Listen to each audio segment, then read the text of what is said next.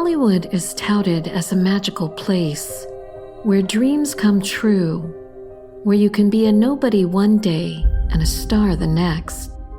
However, if you scrub hard enough, you can see the grime embedded deep into the history of Tinseltown. The mystery of Brett Cantor's murder still haunts Hollywood like a ghost. He was the son of an influential music manager, Paul Cantor, who helped guide the careers of some of the biggest music stars in the 60s and 70s. Brett followed in his father's footsteps and became an A&R rep for Chrysalis Records. As a music promoter, he had a keen eye for talent and is credited for discovering bands like Rage Against the Machine. He was good-looking, charismatic, and dated Hollywood starlets, including Rose McGowan. By age 25, Brett was tapped by nightlife kingpin Steve Edelson to become a partner in the infamous nightclub Dragonfly. There he ran a popular hip-hop night called Riot and threw some of the biggest raves in Hollywood. On July 30th, 1993, Brett Cantor's life in the fast lane took a deadly turn. He was last seen alive leaving Club 435 North in Beverly Hills at 1 a.m. 3 hours later, he would be dead. Dragonfly, the new true crime podcast series, explores the unsolved murder mystery of Brett Cantor. We follow his life as a music mogul and the final days leading up to his death.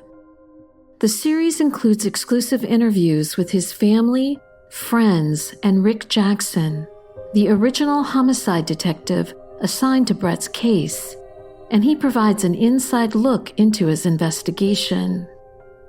Detective Jackson reveals how Brett's murder became the subject of renewed interest when O.J. Simpson's defense team tried to unsuccessfully tie his killing to the stabbing deaths of Nicole Brown Simpson and Ron Goldman.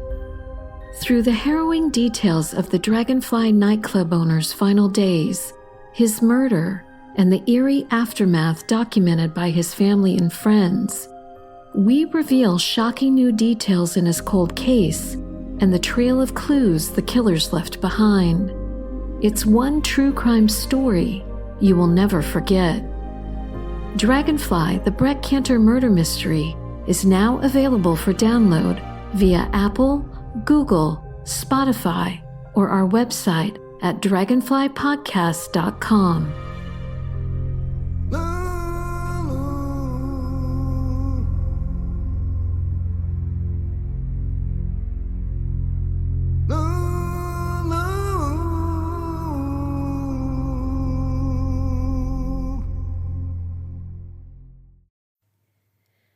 Hello listeners, and welcome to this week's episode of the Cult Vault. This week we are continuing our coverage of the troubled teen industry. A former resident of CEDU, YeahYeah has provided a very personal account of her time at Running Springs. YeahYeah has ADD, and she was very worried about me releasing this interview. She was worried that because it didn't fit the normal format of the interviews that I conduct, that it wouldn't be enjoyable for the listeners. But this interview is more of a stream of consciousness, and YeahYeah talks her way through memories and experiences, and it's a very personal encounter, and I feel as though you really get to know YeahYeah through some of the questions that she answers. Some of these experiences she is only now starting to remember due to trauma and PTSD.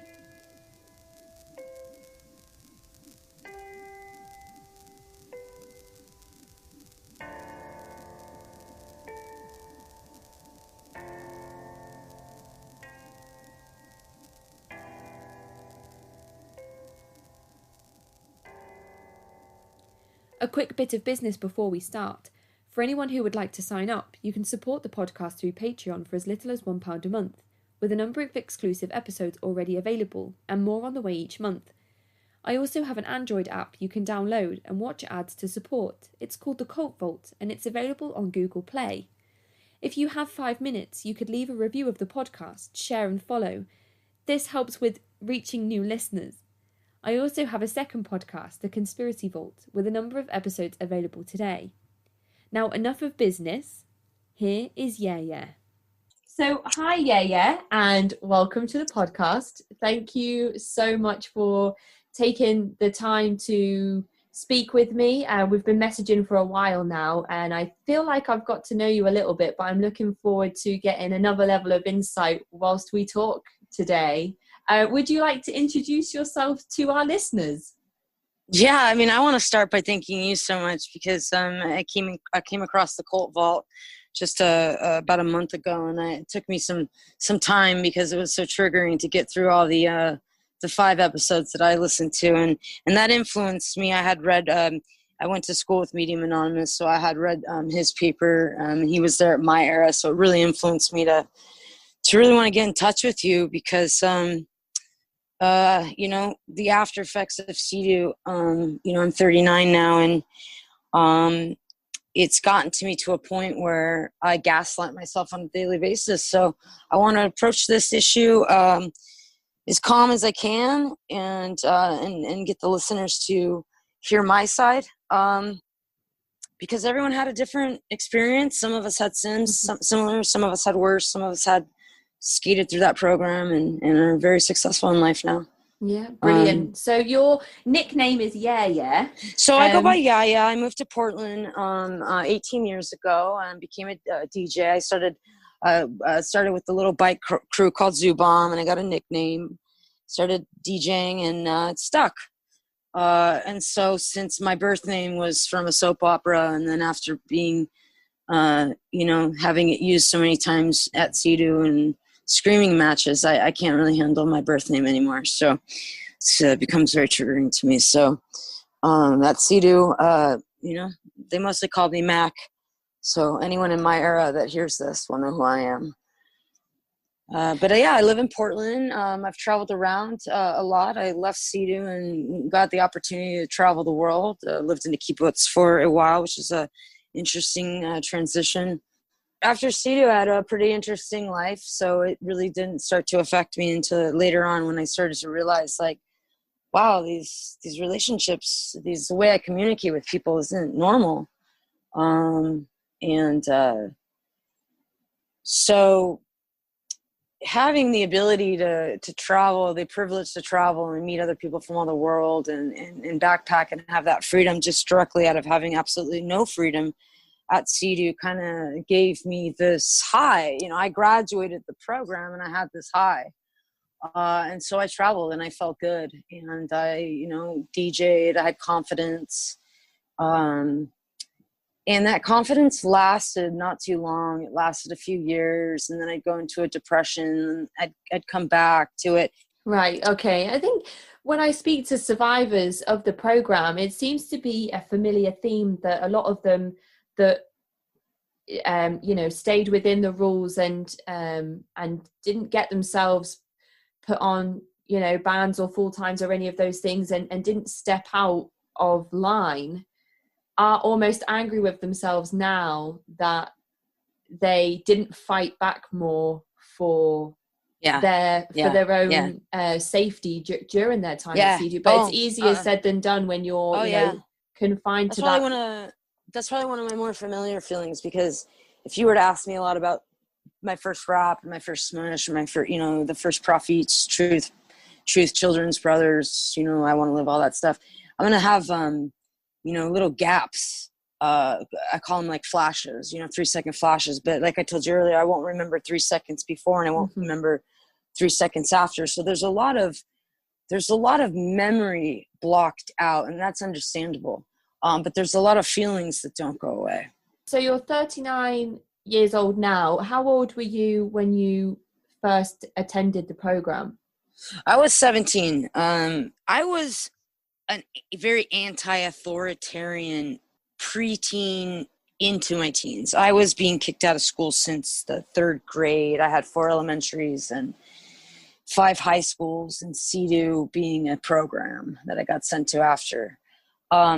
When I got sent to CEDU, I had a lot of lack of control issues and anti-authority. I didn't like to be told what to do. And the day you walk into CEDU, you're just stripped of everything that kept you safe, your boundaries, your walls. your identity. They literally not only just strip search you and then your parents just disappear on you. They start you off right away, which is taking away every aspect of anything that you had that was yours, your identity. Like, I was a skateboarder, so they wanted to take away my skater because the skating must have got me into my drinking. But I was ADD. I needed to go out and exercise. So I was a talented sports person, skater, athlete. I could pick up anything and that's why I have so many injuries. But CEDU, especially, you know, having, I'm going to mention two people, Russ and Janine. They were both alumni. Russ was RMA, Janine was Mount Bachelor here in Bend, Oregon. I'm in Portland, but and they were both alumni with no PhDs, they just had, you know, like experience, CEDU experience. I needed psychological PhD help. And what I got there was emotional abuse. They stripped me of my strength. They stripped me of what my parents assumed was me getting in trouble. What they didn't realize is they didn't know the traumas. They didn't know the things that happened to me that were causing me to behave this way. Plus, there were some incidents with, you know, my mom and my dad and being divorced, grandma dying, suicide, sexual assault, things like that all led into being sent to CEDU. And the suicide attempt was the last for my parents. They were desperate, and so was I at that point. And so this school was made out to be something that would really help me. I would go skiing, and they would have art, and you know, I had just come from a psych ward, so it was normal. But you get there, and you're thinking that you're going to still be able to be you. It's just that you're going to be able to be help create a different, maybe modify you a little bit, modify your behavior, but still be able to keep who you are, the essence of who you are, even if you came from being traumatized in the past. For me, you don't take a traumatized kid, you put them in a traumatized situation. But it's not my parents' fault that they sent me to CEDU. They were conned by the psych ward. They said, you know, here's this program. It's really helping. The 90s and 80s were huge with the troubled teen industry. Millions and millions fucking dollars made on our backs. I mean, we built that school. I have pictures of all these projects that I did at CEDU. But to be told what to do and then not be able to stand up for yourself, not be able to say, hey, what you're telling me about me is not true. I couldn't say that. If I said, hey, you're telling me something about me and that's not true, I'd get in trouble. And if I said that to someone like Russ or Janine, they were going to gaslight the fucking shit out of me. Excuse my language if I'm not allowed to use that. But that'll mess with your psyche to a point where when you come from trauma, I had to adapt. That was my only survival, was to adapt. And then after a while, adapting turned into kind of conforming. Because when you get threatened to be sent to Ascent, and you have friends who are like, don't go to Ascent, don't go to Provo, you're going, I'm not getting sent there. So they're going to put me on full-time work assignments, tables, couches. I'm going to do them. Am I going to do them? You know, first few, maybe they were half-assed, whatever, and then they beat your ass for half-assed, telling you that you're hiding in the cracks of your life. I mean, I had to scrub tiles with the idea of scrubbing I live in the cracks. And I mean, just all these things that young people being thrown into, it's going to confuse you, especially when you come from trauma, jumped into trauma. So being in a place of not having anyone in the past pre-CEDU to trust, and then being thrown into CEDU where these people are meant to be trusted. And then you go in there and you find out you got a pedophile, you got a guy that lit a homeless man on fire and has admitted to us. And we've heard it all. We heard it all. I've heard it in my years. I've heard it. It's not made up. It's not made up stories. He was abusive. He had violent history of, I mean, I called him Purple Haze because every time he had so much acid. sometimes we'd be on work assignments and all of a sudden he'd see purple haze. And this is the same guy that we had to be in wraps and know that this dude lit a homeless man on fire. And you know, I don't know so much about, you know, the gang rapes and the beatings and stuff, but I know that man should have never become someone in charge of someone like, I'll speak for myself, me. But I was a troubled teen. Some of these kids did not deserve to be there. Some of these kids had problems with the parents. Some of these kids just had depression. And you go into a place like CEDU, you're going to come out with more depression. And if you don't have PTSD pre-CEDU, you're going to come out with PTSD if you're a vulnerable individual. Yeah. One of the survivors I was speaking to yesterday, she was sent there. She was sent to Ascent originally and then moved over to CEDU Middle School because she was too young, and then went back over to Rocky Mountain Academy once she was 14 years old. And she was sent to Ascent because her older brother, who had taken recreational drugs, he was sent to Ascent and then put into the program at 16. But a few years later, their parents were so worried that she might take drugs, even though she didn't even know at that age, at 12 years old, what drugs were. She was sent there anyway. You know, she had the cavity search at 12 years old. It's a fear. Yeah, your parents are fear. My parents sent me to CEDU because they thought that I was going to attempt suicide again. And this was CEDU Running Springs, is that right? This was, CEDU Running Springs. And I went, I think that I arrived right at that pivotal point of the Brown schools buying CEDU. Right. Yeah. So I know that similar stories to what I heard from Michael and other previous people like Liam, rest in peace.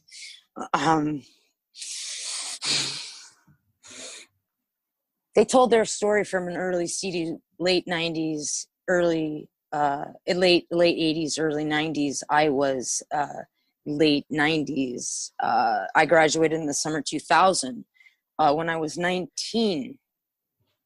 I graduated the month I turned 19. Okay, so I was there for two full years. And obviously, once people turn 18, they can usually decide for themselves to be full-time education. So did you decide to stay on, or did your parents have a court order signed for you to remain there over 18? No court order, just fear, guilt trips, lot of like Linda, Janine, Russ were, you know, some of Randolph, but Randolph wasn't the abusive kind of staff. And Linda was a good cop, bad cop. I don't have too many bad feelings for her now. She was hard at the beginning, but Russ and Janine, I decided to stay because I was told him I didn't have a place to go pre-CEDU. So where was I going to go after CEDU? I didn't have very many life skills. I know the day I tried to kill myself, I remember I was starting a new job at a video store. So I knew that, like, if I didn't get sent to CEDU, I would have gotten a job, gotten 18, and probably done, you know, whatever. I don't know where my life would have gone. But when I turned 18, I boycotted the pharmaceutical industry at CEDU. They put me on Depakote and Antinolaw. Depakote is for bipolar mood stabilizer, and Antinolaw is for people with a heart problem, but they used it for people with anxiety to calm hyperactivity and anxiety. So when I turned 18, because they had so much control and power over me, I took my power back by saying I'm no longer going to be taking pharmaceutical medication. So I took my power back. And then there was multiple times where I threatened to walk off campus. There had been multiple raps, multiple profits and full times that became too much to me to say to myself, I'm no longer a kid, I'm an adult, I should be able to leave. But when you have that fear that you don't have a home or love or support, and you really just want to, even though it's kind of like, yeah, like at the time I like blame my parents, and yeah, some, you know, so much of me still has a lot of resentment for things that they didn't take responsibility for.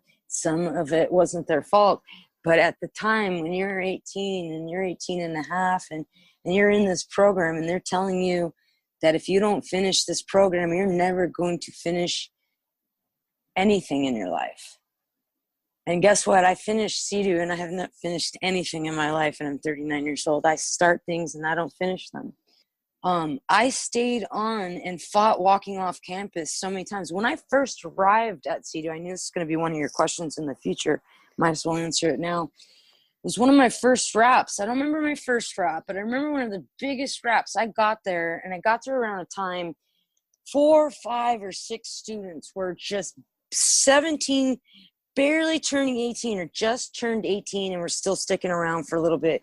Because our friends, especially we didn't have a lot of friends pre-CEDU, that bond that you get, it's a trauma bond. You become so tight with these people because you know who was raped, who hurt them, who you knew every aspect of their life. And then to find out some people were lying, and then to find out, yeah, some people were doing some serious work. You bond with them. And so there was a part of me that had some best friends there, and I stayed for them. Mm-hmm. And I stayed for the feeling like I wanted to make my parents proud because they spent all this money on me. Mm-hmm. And I didn't know how much at the time it cost, but I knew it wasn't cheap. I fought with my mother, and we would pretend that it didn't happen the next day, whether it was physical or verbal. And so when you get into CEDU and you just get reamed and raps, and you hear these people getting reamed, at the beginning I got there, I watched these 18-year-olds just say, I'm out of here. And I one of my big sisters was one of them. She and I can remember 4 names, and they walked off campus. They were all 18, and they planted, and they all walked off. And that was a big deal. So when you say big sister, you mean in the CEDU sense?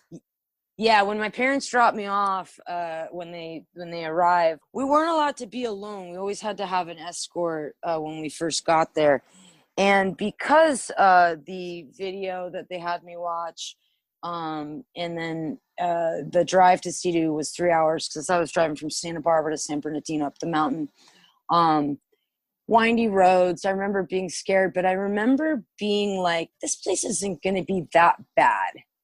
I thought there was going to be like horses and snowboarding and like, art and group therapy and shit. You know what I mean? I thought it was just like that kind of place, like a boarding school, but with just like emotional growth. Right. Yeah. Not necessarily tough love, You're driving with your parents to this place. You know where you're going. You've seen the leaflets and the things they've sent to your house, and you've talked about it with your parents, and they're driving. They're telling me what CEDU's told them. So the lies and the bullshit that CEDU told my parents, and the bullshit that the psych ward told my parents believed, and they felt, wow, we're gonna have a place to send my daughter. So you're driving there, you arrive. What are your first thoughts about this place? I don't remember. I remember part of the drive, because that drive you did so much, you can't really forget that windy road and that view. But once you get into the campus, you drive in, and you're, at the time there was the middle school, and you get past the tennis courts and the basketball courts, and you come up to the main house. And right before the main house, there's the admin, the red admin building, and you go in there. And Priscilla Blanchard was my coordinator. What do you call them? Director, coordinator. I don't know the label like of what they're called. Facilitator. Yeah, but they were just as part of the lying scheme as anyone else, even if they were just in the admin. They were the ones that monitored the phone calls, and if you were to tell your parents anything, they were the ones that would hang up and call your parents back and tell you that they were lying. So I had plenty of phone calls. I'm sure my parents don't remember because they don't have the best memory, but I had plenty of phone calls that were hung up on. And I mean, I remember not really seeing them. They dropped me off, and it was almost like, getting the strip searched, going up to commissary. I just remember commissary was one of the last, and then I fast forward to the evening. The commissary, I remember them going through everything that I had packed on my own, and literally every single thing I packed was out of agreement. Mm-hmm. labeled clothing, black clothing, some jewelry, man. And all I did was smoke pot and drink alcohol. I toyed with cocaine for a little bit because in Santa Barbara, there's some rich kids, you get involved, but I didn't have a drug addiction or anything. I partied with alcohol because it was more of like a way to get a social way for me to interact with people. So I got sent to CEDU for being a troubled teen that way. So when my parents sent me and they dropped me off, they didn't know either what kind of place this was. No. My dad recently told me he knew it was hard. He knew it was going to be a struggle for me. He didn't. They still. I don't think they want to know now what. I think they want it to be the past, even though it's my present. They want it to be left in the past. But I don't remember saying bye to my parents. I just remember going up to commissary and having to buy boots that fucking gave me blisters for months. Wrangler jeans, flannels. I remember lots of flannels and jeans that were tapered and just like were so not my style. I mean, I'm going from a skater, punker, raver kid to a freaking cowgirl, you know? And I mean, it would have been cool if we had cow boots, but we had these freaking cheap hiking boots. And then fast forward, I don't remember a lot. I remember getting slight tours from the school, but then I remember going into, when it really set in, going into a panic attack. I remember there's this long blue couch underneath the stairs that went up to the library, and up by the library was the nurse's office where we'd stand in line to get our meds. And on my first day, I remember just feeling like abandoned, and once I realized what the school was, it wasn't what I signed up, what my parents signed me up for, and what I, okayed, because being kidnapped in the middle of the night by Bill Lane was an option that they considered. And I'm so grateful that didn't happen, because some of my friends that happened to, those nightmares won't go away. And I know Paris Hilton's documentary on it talked more about her closet and her money than it did CEDU and Provo. But I remember being on that couch shaking in fetal position. Ever since I was a kid, I always called it like stress stomach. I had a problem eating, but Ritalin messed my stomach up when I was a kid. So I always had a lack of appetite. So when I'd have panic or anxiety, which I had since I was young, I'd have freakouts and panic attacks. And I remember laying on the couch and no one can console me. There wasn't any type of, you can't console me. So I remember sneaking down into the basement, right by that couch was the doors to go down into the girls' dorm. And I went and dry heaved in the bathroom. And Steve Ornelas came down, and Steve Ornelas is a former Marine. He was one of the only staff there that I could say from beginning to end never took jabs at me that gave me like, I don't think of Steve as a person that messed me up at CEDU. So Steve, if you ever hear this, you helped me out a lot there. I was on his basketball team. I was on the all boys basketball team. So Steve was cool. Steve went down into the knocked on the door and told me I wasn't allowed to be there on my own. And I'm in there going, I'm fucking throwing up, like, what do you want me to do? But it was basically like CEDU basically didn't let you be sick. It didn't let you have real feelings. It wanted you to have their feelings. Right. So if you told, so I'm in the bathroom throwing up, but I'm being told I'm faking it. And then something happened where I ended up having to go to the hospital and being put on an IV because of dehydration. And I don't know if that was the first or second day, but I do remember, I believe that might have been the first day because the panic was so bad.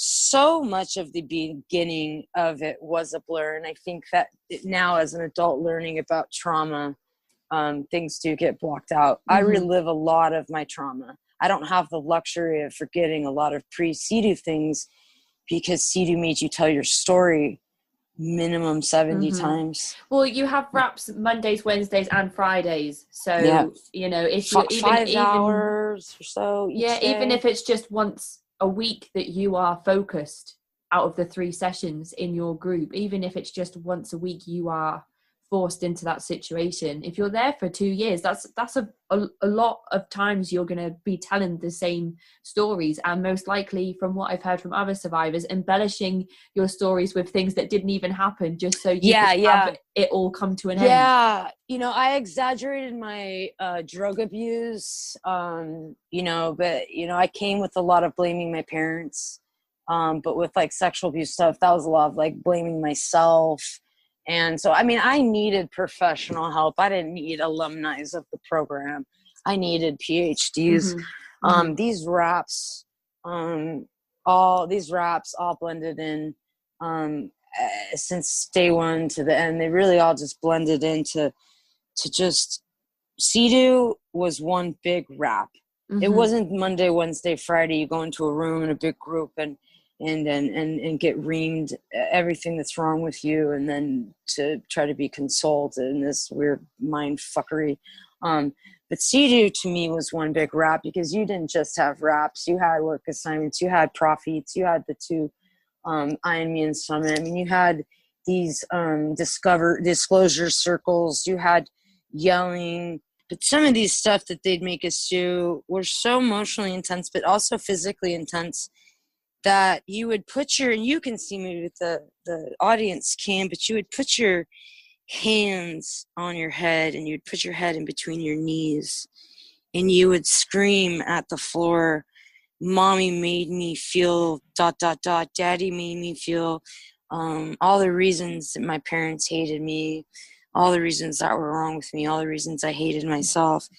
And you have staff then kicking you over Kleenex, whatever, and then you're doing your work. And when you're yelling at the ground, they're proud of you. They're consoling you, and like, and what else did your mom make you do, or who else made you feel that way? And at this point, for me, I had so much pent up anger, and I was blamed for, ever since I was a kid, I was blamed for having that anger and ADD and energy that I didn't have control over. So I had this opportunity to scream at the floor, and you bet I took advantage of that. I screamed at that floor. I have so much snot, as well as every other student that ever went since that school became CEDU. Those floors should have been steam cleaned every day, at least once a week, but they never were, not once when I was there, just vacuumed. But we were in those raps, and if you weren't doing your work yelling, you were waiting there to be yelled at. And people, if you were like, for me, I was on full times in tables and couches a lot. I got in trouble since the beginning because I was just didn't want to listen to the rules. I didn't want to, don't yell at me. Who are you? I don't know you. Don't yell at me. This isn't treatment. Nothing about that school was normal. But I think everybody at the same time had to find, well, I'm speaking, I think, on behalf of those who found the program traumatic, because I know there is a percentage of people who have spoken to the efficacy of the program and how it has actually worked for them. But for those it didn't work for, I know a who few have found themselves in situations like you are in now. So much trauma. It's like a whiplash. It's like a car accident. It sounds like coerced confession in a way. Yes. You know, once they get you actually screaming about things and they're encouraging you to, okay, and then what happened? And if you don't give the answer they're looking for, they're like, no. They just want you to yell at more shit. So I had a lot of shit to yell at. I think most of the things that they made you do a lot of like lists of copping out, a lot of disclosure lists. So a lot of like the worst things in your life that have happened to you. I kept some things to myself, because after a while you realize that if you disclose certain things, they're going to get you. So I did disclose things when I first thought that I could trust. And towards the end, I just started to kind of just repeat a lot of my disclosures that I had gone through these things as a teenager. So I had work to do in profits, in raps. I didn't have a lot of things to make up. Like I have an ex-friend that made up her rape. And so for me, that had something happen to me that wasn't necessarily quite a rape, to have that be denied and told that I was making that up, or, and then to come and be told that while I'm there, and then to come out of CEDU and a decade, 2 decades later, find out how many people lied.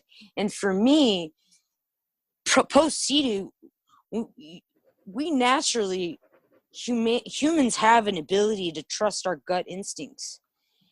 We're built with that. We feel sick in our stomach when we're in a bad situation. CEDU stripped me of that. CEDU, so when I felt like I was in a bad situation, I had to ignore that pit of my stomach, and I had to just like give in to these I don't want to call them tactics or whatever they were, but in order to survive in that kind of environment, and mind you, the people that I think got success from the program were either the staff liked them, so they weren't bullied, they weren't meant to do their punishments over and over and over again. They weren't meant to, I mean, for me, like a lot of staff didn't like me. ADHD people don't get the same, patience that Asperger's and autistic kids do. We get the detentions, we get the Adderall, we get the principal's office, we get the, and I know the CEDU, there's a lot of different people got sent there.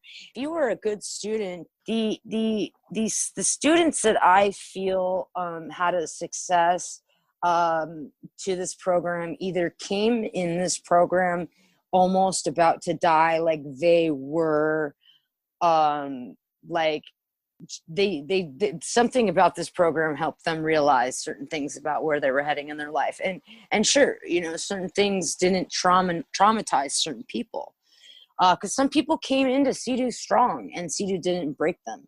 Some people like me came into CEDU strong and weak and insecure, and they broke me. Then other people didn't need to be there. People with just depression. And some of those people, I'd be in raps with some of those people, and they'd be getting yelled at. And I just remember thinking, those are the most innocent kids that, like I should be getting yelled at. Yell like me. Like I was so used to being yelled at as a kid. Like I normalized me getting yelled at.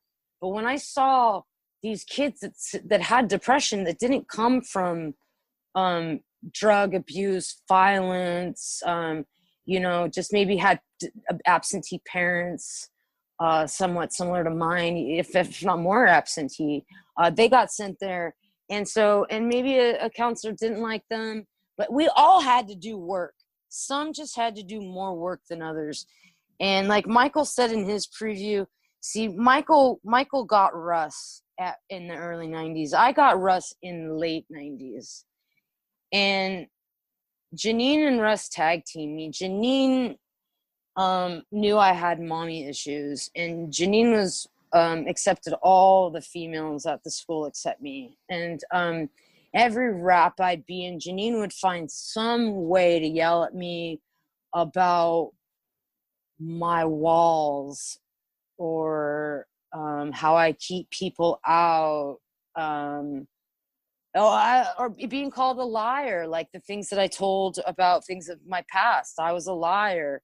It was weird that you were told to cop to tell your disclosures, and you tell your disclosures, and a lot of them are your truths. And then you have staff telling you that you're lying about your truths, and then you have staff fucking, almost like you just said, coercing you to lie about things that aren't true. So that in itself is a mind fuck, because then, I go, well, wait, I know these things happened to me pre-CEDU. Now I'm post-CEDU going, wait, am I gaslighting myself? And, I had my stepmom said sometimes, this is years ago, she said, sometimes when you're young, children make up things that never happened to them. So then hearing that after CEDU kept me gaslighting myself. Mm-hmm. So it's up until recently hearing other people talking about CEDU and the after effects, because I gotta say, I left CEDU and thought it saved my life. I thought I was a success story. And my friend she also told me the other day, she goes, you were almost kind of like made an example of. Adapting is the only thing that humans could do unless we want to just do what some ex-CEDU. I mean, there are suicides that have happened. Some of these things that they make you look at, and these things that they make you look your peers in the eyes, that peers that you wouldn't normally trust. And you have to tell them your deepest, darkest secrets. And the rule is, don't take things out of wraps. Don't take things out of profits. When plenty of things were taken out of wraps, and plenty of things were taken out of profits and used against us on our on our just daily life, moving around the house. Yeah. And so it was so much unsafety, as far as like, you have to trust us, because here are all these untrustworthy people. But if you don't trust them, you're going to get in trouble. Yeah. But then I had so many assignments, work assignments and things that had a lot to do with trust walls. Because when I left, I remember going, man, Russ and Janine are going to get me all the way to graduate, but they're going to give me just a little bit of good job just to keep me holding on. They're going to praise me just enough to make me feel like I'm being successful.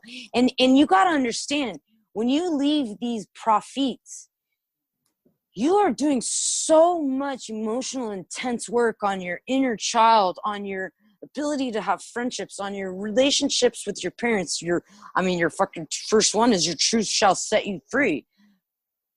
But then when you have your truths be used against you, it's just from then on out, they take note of every disclosure that you have. And then in a rap, they'll take out a profit.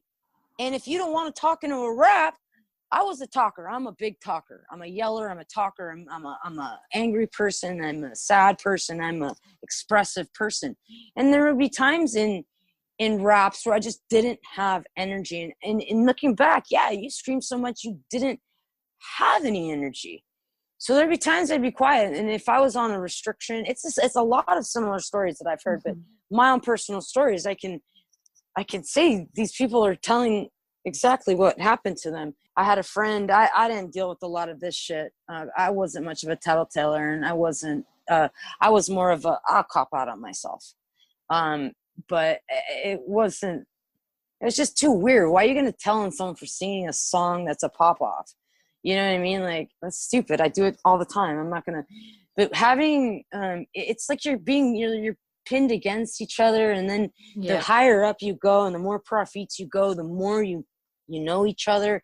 And I got there at the Brown School's transition. So my peer group came in, and my peer group was fairly small. So we merged with another peer group that I'm not sure merged with another. I think it was 2 or 3 peer groups. I think we were X, Y, and Z. Okay. So I think we were 3, because it was a weird transition. So not only did you're meeting these people, then you're merging into a new group, and then you're opening up to new, and so it's just this every day. There's no time to adjust. It's just forced adjustment. You're just forced to adjust. Every day you wake up, you make your bed, you make sure that your drawers are neat, you do your shower, you hang your clothes all spaced out, you go up, you do your work assignments, you go into wait in line, you get your food, you do, and you have your system. I don't remember the whole system.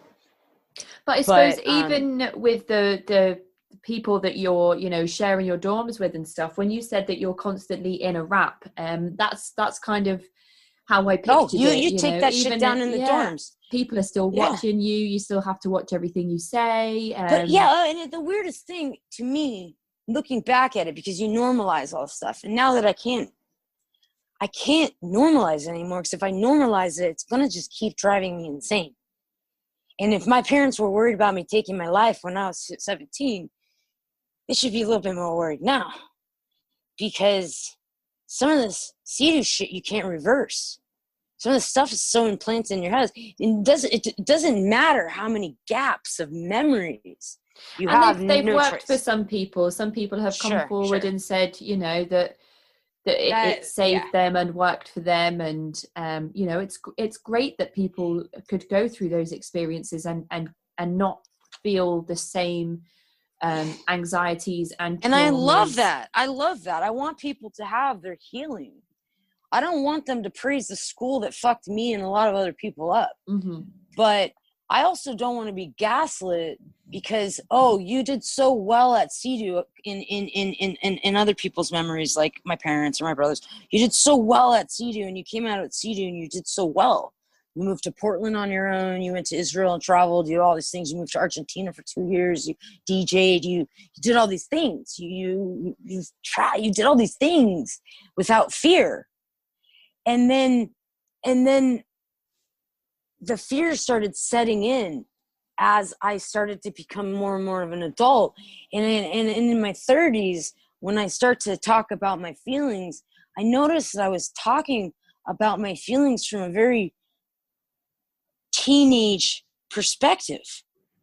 Yeah, people talk a lot about the inability to stop oversharing. Yes. So that's what when Michael gave you a really good introduction, and you did a great job on sitting on the beginning of the cult that started CEDU and the tactics. Now, what I want to help listeners understand is the aftermath. And I want to help them understand, because if they had a similar experience, if not different, maybe they could still relate. But like I conformed and I rebelled. I was one of those. And at the time I was a student. I don't consider myself a student anymore because there was nothing student-like about it. But those were just words that you use to identify yourself as. And I thought for so long that I owed CEDU a debt of gratitude. When you're there, when I put myself there, I can feel it, this discomfort of having to look. I'm not going to name certain names because they may hear this. And there were certain people, I didn't want to tell them my secrets. Mm-hmm. And one of these people I told my secrets used one of my biggest, hardest things that ever happened to me in my life, outside of a rap, in front of people in the main house. And it was this huge thing. And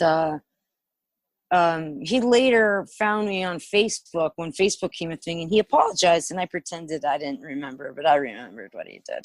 But I told him, oh, don't worry about it, dude. I didn't remember that. I remembered the day it happened. I remember exactly what he said, but I didn't want to relive that shit, and that, because I was in my mid-20s. I only relived CEDU stuff when CEDU stuff got brought up, a word, one of our lingos, or if I had a conversation with the postgraduate or whatever.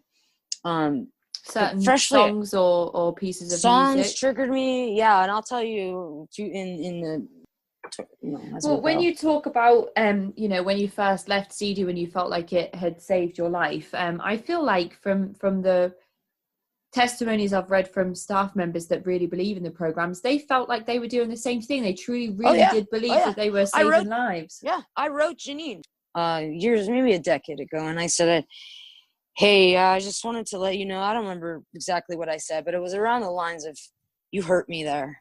I had mom issues and you made me feel really rejected. And I just wanted to let you know that I'm starting to deal with some of the stuff that you personally, Janine, made me personally feel. Not, we got a gaslighting society that says stop blaming people and take responsibility. Well, when do we stop blaming ourselves and have the people that hurt us get to take responsibility? So she wrote back, your generic shit that a lot of other I've heard only a couple testimonials of confronting abusive staff, but it's the same shit. We were just trying to help you. We thought this was the best for you. No, Janine, no, assholes. So you think she was manipulative and she enjoyed the position of power she was in and knew exactly what she was doing? She didn't like me, and she didn't like my attitude. She and I think a lot of it too is these postgraduates, these alumni that became counselors. As they don't have any PhD. They didn't go to college. They don't have any background in it other than the CEDU experience, which is just a script. It's a cult script. You believed when you first left CEDU that it saved your life, and now obviously you've had this experience where almost the floodgates have opened and you've realized all of these things that you believed for such a long time weren't true. Now if I bring up CEDU, I get when are you going to get over it? How long is that Yeah. going to affect your life? Yeah. I think that comes from a place of almost ignorance, though, for people that don't Yes. understand or don't want to take the time to try and understand, or just haven't experienced any trauma to the extent that yourself and the rest of the survivors have spoken about. And also people that I interview regularly from various different movements and sects that have had these experiences. But, you know, you've spoken about not being able to remember specific things, you know, that your memories come back in flashes, which I think is obviously it's trauma that has caused this. They'll come and then they'll go again. Yeah, and I think a lot of at least two people I've spoken to that have attended a program within the troubled teen industry have been diagnosed with PTSD. So this sounds very similar to people who complex PTSD, who forget memories because it's too difficult for their brain to comprehend what happened to them. So when you say that you don't remember your first rap session or your first smush, but you remember having a panic attack. I was too much panic at that. The first week, the first 2 weeks, I were a blur to me, because that was I had been in scary situations pre-CEDU. That was the scary, and I've been in scary situations after CEDU. Being dumped at CEDU was the scariest thing. That was one of my most and I didn't think about it until recently when I saw a picture of that blue couch, and I was trying to answer the question of my first rap and first smush, and I couldn't answer that, but I definitely remembered my first night. But the amount of telling your story and the amount of disclosures and the amount of people that you wouldn't ordinarily trust knowing your deepest, darkest secrets makes you feel naked. But then when you get in trouble and you're put onto full times and stuff, they make you do role plays and they make you do these weird things. And so some of my stories that I'll tell you coming up are going to be a little out of order, because I can't remember which prophets were which. I remember the orders. I think that's definitely that's a product of trauma. But here's a specific one. I'll tell you. I want to live, I think, and then you go into a wilderness challenge and you go to 7 or 9 days backpacking trip with the 80-pound backpacks, and have a bad back, shit knees, bad elbow, whatever. Did it. And you do it with your peer group. You got solo trips, you got your co-ed, and then you got your only female peer groups. And I enjoyed some of the trip because I do like nature. I did like the aspect of hiking. We didn't deal with a lot of the ascent abuse. We didn't, we weren't, there was limited water. You couldn't get water until you walked eight miles that direction over the hill with the compass. I mean, and you had to blow the whistle if it was an extreme emergency. And I was with the girls that kept blowing the whistle. And I'm like, dude, you're drinking all my water, you're blowing all the whistle. I'm getting in a bad mood. I want to do this wilderness challenge. And I ended up having a really bad attitude. Okay, hang on, I got to backtrack. Because values came first. I have to tell the values. I'm sorry. The wilderness was after. Values was a prophet, and then values challenge came. Values challenge, they give you these things that are supposed to get you out of your comfort zone. And for me personally, I came out, I'm a queer tomboy, a gender bender. I am not a boy. I'm not a girl. I am one of your gender fucks. I don't go by they. I still go by she, her. I don't care. I'm a queer person that just doesn't care about your stereotypical norms, and they because they wanted me to get in touch with my feminine side, so they made me put a dress on, and I never wore dresses. My mom forced me into dresses in etiquette school when I was like 7, 8 stuff, and I was so unhappy because I was in my basketball shorts skateboarding that. So CEDU Russ Janine, just to find out when I was talking to Randolph, is actually his fucking idea to put me in a dress and make me dance in front of the whole school, looking all feminine, hair down, gown, beautiful dress, freaking holding a baby and shit, parading around the stage with not even just my school, but we had like middle schools, some middle schools there, all the staff was there. it was humiliating and almost this weird sense of like liberation at the same time, because it's a thing they're making you do and you're doing it. So it's like, okay, I'm doing my work. Okay. Yeah, especially if you're getting praise for doing it as well. Yeah. And after I did it, apparently when you got such a tough case like me, that's just a pain in the ass, and you get her to do something soft and is quote unquote beautiful, is putting a dress on and dancing to one of the most beautiful songs, you know, and isn't she lovely? Isn't she wonderful? Like, I cannot listen to that song. If I can listen to Apple of My Eye, Superstition, you know, like, I can listen to Science Still Delivered. I can't listen to Isn't She Lovely. If Isn't She Lovely comes on anywhere, in a grocery store, an elevator, a friend's house, anywhere that Stevie Wonder, that song would come on, I either leave, radio goes off, or I'll go into kind of my voice will start to shake, my stomach will I'll start to shatter, like my body starts to get into kind of these, like a shake. And it's a weird thing. And it didn't bother me too much at first. But here's where it really post-CEDU set me up to mess with my head, is it wasn't just the one dance that was beautiful that was said afterwards to have brought tears to people's eyes. Right. So when you're told, like, God, Laura Mack, that was so beautiful. I'm already outing myself, so I don't even need my alias anymore. But it was so beautiful. Like, you brought tears to people's eyes, and I felt powerful. I got that video, and I went up into the room, and I rewatched myself dance. And I was so humiliated watching myself do what I just had to check out to do. So then later on, after that, you go into another prophet. And if I screw up and the listeners have better memory than me, I apologize. I believe it was the I Want to Live. We go through the I Want to Live, and I believe after the I Want to Live is the Wilderness Challenge. But I am not 100% correct. But that's the story I just told you about, where I was angry at my peer group, and I came back on a full-time because of my bad attitude. Well, one of the punishments that Russ gave me that I had to do on my full-time was redo the dance again in front of the school. I was having to hike with people that were slowing me down, drinking my water, blowing whistles because they were sissies and not rationing their food and water. And I was like, I want this project. This is a good project. Some of these wilderness shit could be beneficial if they weren't abusive. And so I get back from this, put on full-time. Russ and Janine make me put on a dress and dance in front of the school again. Now, here's where my memory gets a little blurry. I believe I refused to do that.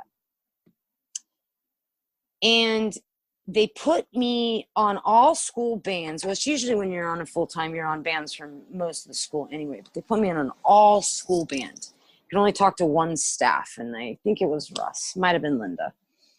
But I had to sleep outside in a tent until I agreed to do the dance. And I think I slept out there for 3 or 4 nights by myself. All school bands, couldn't see anybody. And when you're on bands, and this is funny because this is a memory I just had yesterday. I was on bands from Smiling so much, and that was always a full-time bands. But even if I wasn't on a restriction, I was still put on bands from, like, I couldn't eat sugar, which was fine. I have ADD. I shouldn't be eating sugar anyway. But, like, they put me on sugar. That was more for torture, not for my health. But then they put me on bands from Smiling. So I literally, and I know the listeners can't see me, but I have my hands, my thumb and my pointer finger pinching my cheeks so I couldn't smile or laugh. Because if I smiled or laughed, I'd get an extended restriction. I'd be in more trouble. So when you had laughing and smiling bands, you couldn't break those bands, or you just would keep extending your restriction. So I just remember most of my CEDU experience was with my cheeks pinched, and I was uncomfortable. And when people are uncomfortable, they'll make a joke, or they'll laugh. Yeah, it's uncomfortable. And then bam, you're put on bands because you're not taking what I'm saying serious. So most of my time at CEDU, I was on bands from one thing or another, but it was It was smiling. So I had to sleep in this tent until I agreed to do the freaking dance. And then during this tent, the project was a lot of work assignments. So you're going to hear a lot of assignments about wheelbarrows, chopping wood. We all had to go from the barn and I don't know, half a mile, quarter mile, whatever, and load wheelbarrows with wood and shit. I had to do that with rocks. And I had to build, and this isn't the first time I built a rock wall at CEDU. I think I built 3 and a pathway. And we did so much anyway. They made me build a wall around my tent with rocks. Pretty good wall, 1.5 feet high or so. Because it was such a long restriction, I had time to make these stones stick together like art, like so they wouldn't fall off. So I made a wall that was pretty retained, you know, like I don't know if that would be called a retainer wall or whatever, but you couldn't just push one rock off and the whole wall would fall apart. Right. Yeah. Like I had the rocks pinned in and it did a good job. And then I don't want to sleep outside anymore. Fuck this. I don't know. I'm like isolated. I can't talk to anyone. I remember this.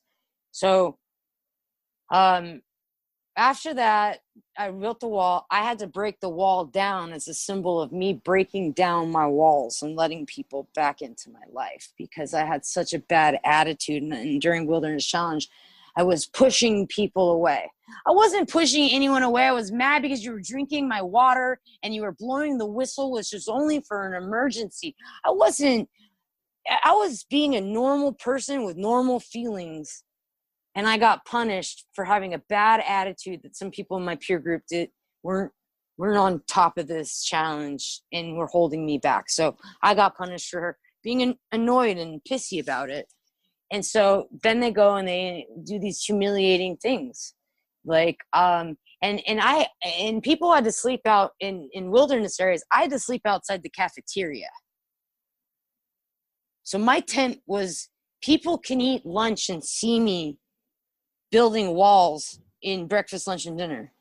And I'm humiliated 24/7 for 4 days that way. Are you brought food outside to eat? You're not allowed to come back in for meal times? That I don't remember. I think that I might have been able to go in because when you're on a restriction, you're on a full-time, you're given different things. So for me, I was on a full-time, which included the table, but I was on a tent restriction, or I don't know what to call it. But I don't remember if they brought food to me or if I was allowed to go into the cafeteria and sit alone on bands with the whole school. Meaning, I mean, I couldn't make eye contact, smile, wave. I couldn't acknowledge anyone's existence. To me, that's like so not my one day of not seeing someone I like. I'm excited to see someone, you know? I mean, like, for me, yeah, that's a difficult one. It sounds like they're almost setting you up to fail by telling you that you can't smile or laugh. They are, because they want you to smile because they want to yell at you at raps. So here's where my story gets more annoying, is I had agreed to do the dance. So I go into dance number 2. After dance number 1 was my values challenge. That was the only dance I was supposed to do, and I did it well. And they cried, they clapped, that was it. I completed that challenge.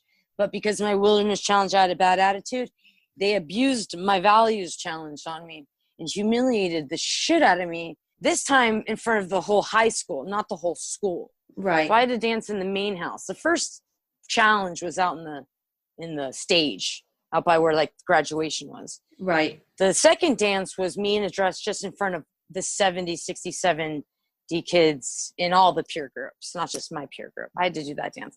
And I was so I don't want to do this. This is humiliating, especially putting on a dress, then dancing. So I flailed around. I whacked my arms like some freaking bird and just moved around like I was just like flailing in a gown. Wasn't as beautiful as my values challenge.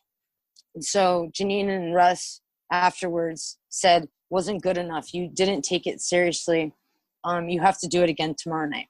Oh my So goodness. Tomorrow night I was forced into a dress again. And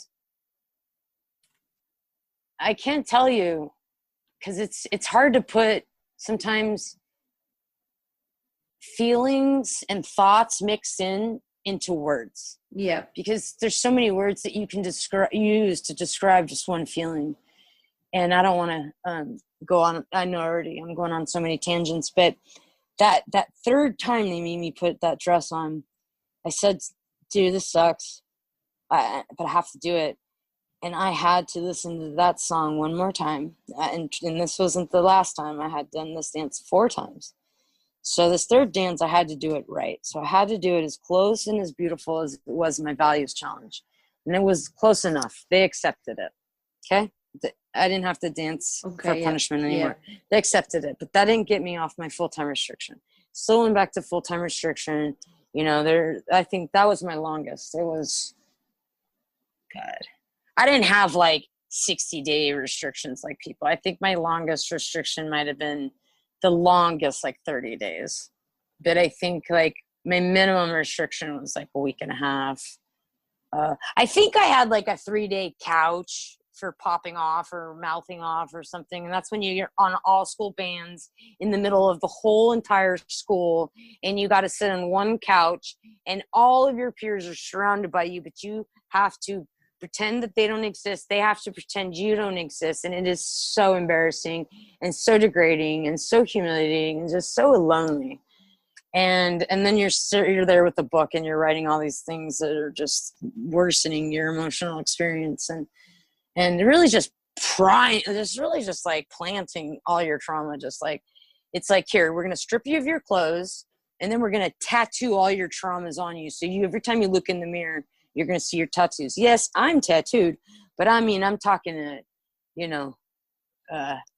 metaphorically or. Yeah.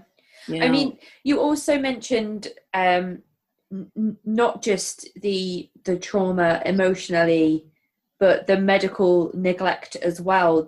Okay, we can get into that. Yeah. Let me. We can get into that. This podcast is going to be all over the place. I'm excited to hear how you're going to edit it. And it's okay. ADD people are allowed to exist in this world, and we're allowed to give interviews, and we're allowed to tell our stories, even if it's hard to follow us. So I'm tired of beating myself up. Yeah, and to be honest, your stream of consciousness is so interesting and so descriptive that I'm probably not going to edit it too much. Okay, anyway. That's fine with me. Yeah, cool. Okay, so medical neglect. Well, I had my first knee surgery on Christmas morning, 1991. I was 10 years old. So I was always being injured. Even before that, I had casts in wrists. Listeners can't see my hand now, but I'm wrapped up. I've always had injuries, just climbing, falling out of trees, skateboarding, rollerblading. So I went into CEDU already having a knee surgery, already having had my first cortisone injection into my shoulder blade, pre-CEDU, already had gone to a couple chiropractors.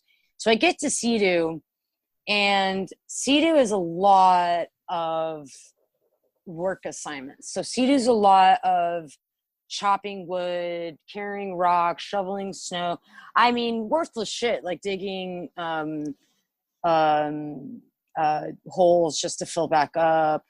And like, I mean, most people chopped wood at the barn and wheelbarrowed it all the way back up to the school, which was really hard work. And like I said, I had to do it with rocks. And I don't have a physical, I was younger and stronger, and I was one to have a broken wrist and still be out there playing basketball. So nothing really stopped me. My pain and injuries didn't really stop me at that age, but I had trick joints and my elbow kept locking. I can't tell you at what time. Was it the first 2 months of CEDU? Was it 6 months? But it was in my earlier, it was, I'll just estimate it to be around 4 to 6 months. And I had a way of unlocking it. I have a way of unlocking my knees. I have a way of unlocking my elbow. Jiggle, jiggle, wiggle, wiggle. You get those cartilage and bone fragments out of there, and then you can move your elbow. Because they saw me moving my elbow, but I was complaining that my elbow was locking. Not only Russ, Janine, all the counselors saying, you're just trying to go to the hospital to make a phone call. You're just trying to get a hold of your parents to get you out of here. you're just trying to get drugs from, you're just trying to get out of work assignments. And come to find out, my other friend, who I'm not going to name, she had a ruptured appendix that needed attention. But again, she had the same treatment I got. You're faking it. You're just trying to go to the hospital. You're a hypochondriac. You just want to make phone calls. The same shit. A lot of us got that. So a lot of us, and I'm only going to speak from my experience, and then one of my closest, she's my sister from CEDU. And I'll mention too, one of the only successful runaways. But she had to go in for emergency surgery down in Loma Linda, but they refused Claudia, our nurse, who should have never been up there in the first place. In my head, I think she was pocketing some of our Adderall. But she would not have believed a single thing. We can come up with the flu. She didn't believe us. She didn't believe us. Man, I could cut my leg off, walk up there with my leg in a bag of ice and feel like she wouldn't believe that my leg was not attached to my body. I mean, it was that like psychologically messed up where you're sick and you no one's believing you. So I start being like, okay, well, chopping wood with it, unlock my elbow, go back to basketball, whatever sport I was playing on my free time, back to chopping wood, back to building my rocks. And then the other thing is profits. You know, I don't remember if this is post or pre-surgery, but they make you bang pillows against pillows over and over again until you're fucking throwing up. And that's one thing that really hurt my arm and my back. It also, you know, do push-ups in profits where they'd let you do a few push-ups, and then they'd start putting more and more weight on your back until you couldn't lift your body off the ground while they're saying these horrible things to you, but at the same time, comforting things like you're a piece of shit, you lovable, beautiful baby. And that's not exactly what they said, but that's like my take from it. Mm-hmm. It's like you're like this terrible beauty. You know, it's like blame yourself for all this stuff, but love yourself. And yeah, like if you had a professional psychiatrist guiding you through some of these scripts, maybe some of the stuff wouldn't have caused so much psychological, I want to call it mind and emotional fuckery. Yeah. Am I allowed to say that on a podcast? Yeah. I mean, so you eventually go for this elbow surgery. Finally, so we're not allowed to talk to our parents when we get dropped off. In my head, I was like, was it 2 weeks or 4 months? Or was it 2 months? How long was it that when our parents literally, like, I don't want to make them feel bad, but just neglected you at this place, and you can't talk to them for ages. I'm talking not days, weeks, months. And you're in panic. You're scared, and all you want to do is talk to your parents who pretty much abandoned you and already made you feel abandoned prior to being abandoned. So there wasn't safety anywhere I turned. So being denied and not having access to a phone call to say, hey, Mom, same thing with my elbow, same thing with my knees, doing my elbow. One thing my mom validated me was my physical condition, because that's not something you could deny. You watch your daughter's kneecap pop out of her knee, you don't call her a hypochondriac. So I finally get my mom to pull me out, flies me out to my surgeon who becomes my future surgeon in Santa Barbara. They do an MRI, got 5 broken bone fragments floating around in my elbow for months. So finally I get my surgery, and I have to come back like the next day. Ooh. No pain meds. Oh my goodness. Ibuprofen. And I mean, viewers can't see, but I sent you a picture yesterday. Picture of me on a couch, smushing with a friend. And I got my elbow, my freshly surgically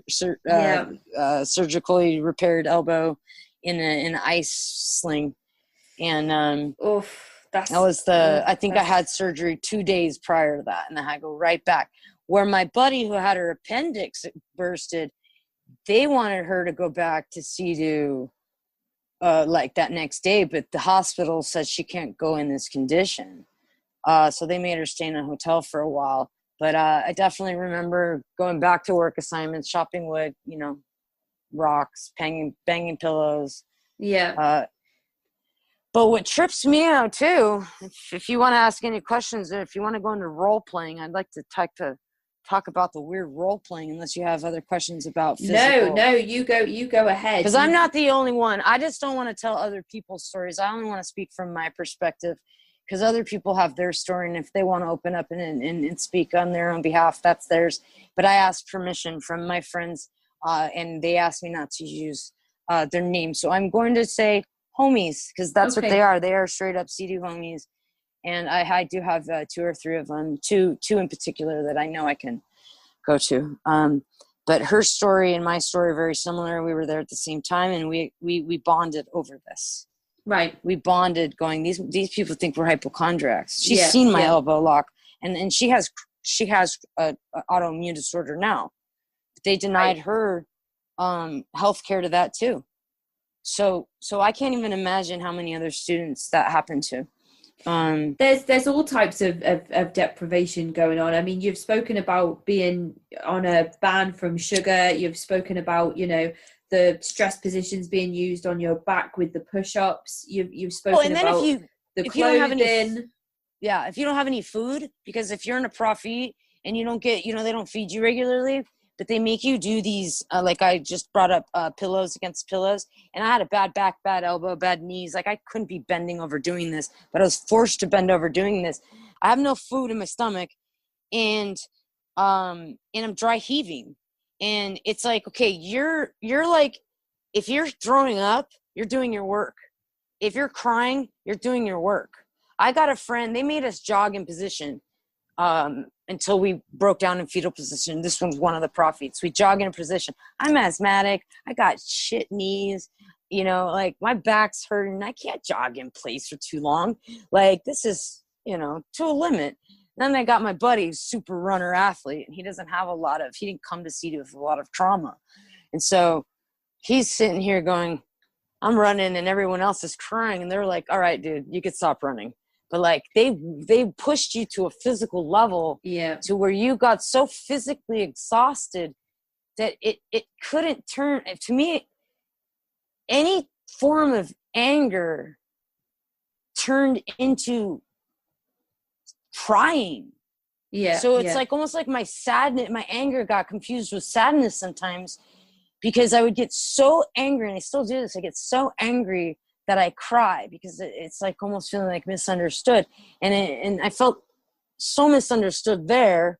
And then they took all my shit and mumbo jumbled it. Then they make me feel like they break you apart. Then they make you feel like they built you up. They didn't build you up, but they make you feel that they built you up. So that's why when you're getting closer to the I and me and the summit and graduation, you feel powerful. You feel like you were out to wear black. You can wear jewelry now. You can have a boombox in your dorm. You can have more freedom. Mm-hmm. You're like, wow, like I'm past this abuse, but no, you weren't. You still had it. You just normalized it. It just wasn't as bad as it was. Once you got older, it to me, I just feel like it wasn't as bad, because you conformed. I conformed. Mm-hmm. And it wasn't that I wanted to conform. It's not that I'm a fucking cultist and that I want, because there's a difference, and I know Mike explained that, but it was that you had to, or you were going to be sent to a scent. And all my friends with the scent story, I physically can't handle a scent, and I knew that. And then I had a friend that went to Provo, and I did not want to go to Provo, because I was locked down, and Paris did a shit job. Damn, Paris, if you ever hear this, please redo your documentary and tell about your experience, not your closet and your money and your DJing. But like, so the fear of complying kept me going. But me naturally, I'm a rebeller. even after CEDU, I've told police to fuck off. I got that white privilege. I think the staff there probably knew that though, and that's why they gave you such a hard time. Exactly. It sounds very similar to the experience that Michael had, because he was always, well, Michael had the stump. Rebelling. Michael had the stump. I have other friends that had stump. Like I had another friend who dug out the stump, a similar stump as Michael. Michael had the big stump. There was other people that I went to that dug out stumps. I dug out parts of stumps. I couldn't complete a lot of these work assignments because of physical conditions. But the eras were different. He was early, I was late 90s. And I don't know 100% because I'm still kind of learning a lot more about when the Brown schools bought out CEDU. Because I know a lot about Synanon, Mel Wasserman, and Chuck Diedrich, and CEDU. How are you going to see as you see yourself and do whatever the mind thing that they told us? See yourself as you are and do something about it. I think it was. That's CEDU. Like, we're going to go on the water on a boat on a CEDU. Let's go. Woo. It's like, no, those are acronyms of this guy's initials, and the U stands for university. We didn't know that there. And so it wasn't until later on that I started to question my traumas, and then I started to get into other CEDU survivors telling the same stories that I'm talking to myself about. And at this time, I'm trying to bring it up to my dad, my brothers, my parents, and because so much time had passed, they're just like, get over it. Don't be the old Laura. And so that gaslit me into a state of where I'm at now. Which made me want to contact you and be a part of this whole. Yeah, absolutely. I mean, I think that's where a lot of people must be getting to the same stage that you're in now, because people have only in the last 10 years, as far as I could find during my research, have started to come out and talk about this. So everybody must be getting to that stage now where, they're wanting to do the same thing. But we touched briefly on some of the stuff that I spoke about with Michael in my interview. He's very keen to actively expose as much about CEDU as he can. He's at the angry stage. I'm at the stage right now where I want my anger. My anger sent me to CEDU. And CEDU screwed my anger up in a whole different, didn't teach me to control it. So now I pent it up. And what I want is I actually want to allow myself to release my anger. I want to feel my anger. I want to deal with my anger instead of continuing to keep it inside. Once in a while, I'll do a tidbit. I'll talk to my dad, a tidbit if I get a trigger. And instead of just dealing it all at once, like going into therapy and just diving deep into retraining the brainwashing and retraining the trauma. But he touched slightly on some of the things that that we've spoken about briefly, with serial killers and pedophiles. Right. And we can get let's get into that. For me, his era was his Synanon in 60s, 70s, 80s, 90s was cuckoo. But I think that a lot of the maybe it's more of the survivors that are coming out now where the time period of Michael between like 89 and 93, and then now you have people of my era coming out. But I didn't hear much about earlier. Maybe I just haven't come in contact with it. That's that. Okay, let's get into the crazy shit.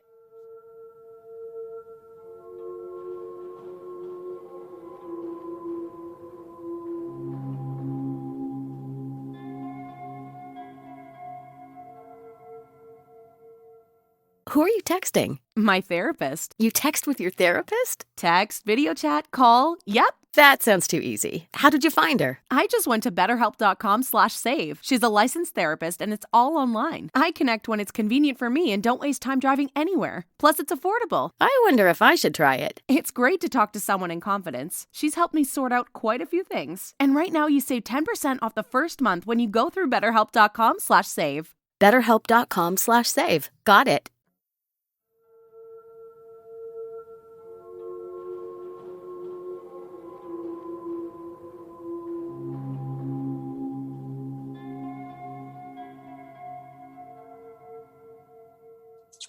Here is what I have, and I'm not going to repeat hearsays. When we arrived at CEDU, we all knew about the two boys that went missing. Right. Yeah. They went down the backside and never to be seen again. We all thought that was CEDU's way of scaring us never to run away. Right. So we didn't even know. But then we thought, I think, you know, as you go on, you're going, people are running away from the school. Right. Yeah. So you're going, maybe this wasn't a scare tactic. Maybe these kids really did run away. Now, 2 decades later, these kids are still gone. This is true. This wasn't a scare tactic. So that was definitely something that, you know, kept me from, you know, getting in more and more trouble and kind of being like a Michael, like just rebelling. And so it's weird. It's like, okay, you got this guy, Martin. Okay. Mormon guy, I think Mormon guy from Utah or Pennsylvania. One of those Mormon areas. Yeah. Anyway, he was the pedophile, and I was there for him. Okay. My eyes have memories, and actually I have only one CEDU book now. The attic in my mom's house, I have full-time, part-time journals and more CEDU pictures, along with my graduation journal. But there I have a lot more information. I don't remember when he left, but I remember Martin.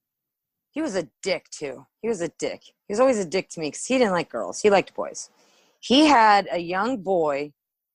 And I remember this, and I might even have a picture as well, or two, of 14, 15, 16-year-old boy, each arm in his lap. These are common stories throughout all of CEDU. Every CEDU person will tell you, whatever counselor in their era, they'll always have some James Crummell, what's his name? The fucking guy that hung himself that raped and kidnapped. Yeah, James Lee Crummell, He was Night Watch, you know what I mean? And Night Watch, people got to understand, staff is already they don't even have PhDs, none of that. They're the daytime staff. They're not accredited people to be there. Then they leave, they go home, and then they leave us with local people that filled out an application off a newspaper, want a job being night staff at a troubled teen boarding school.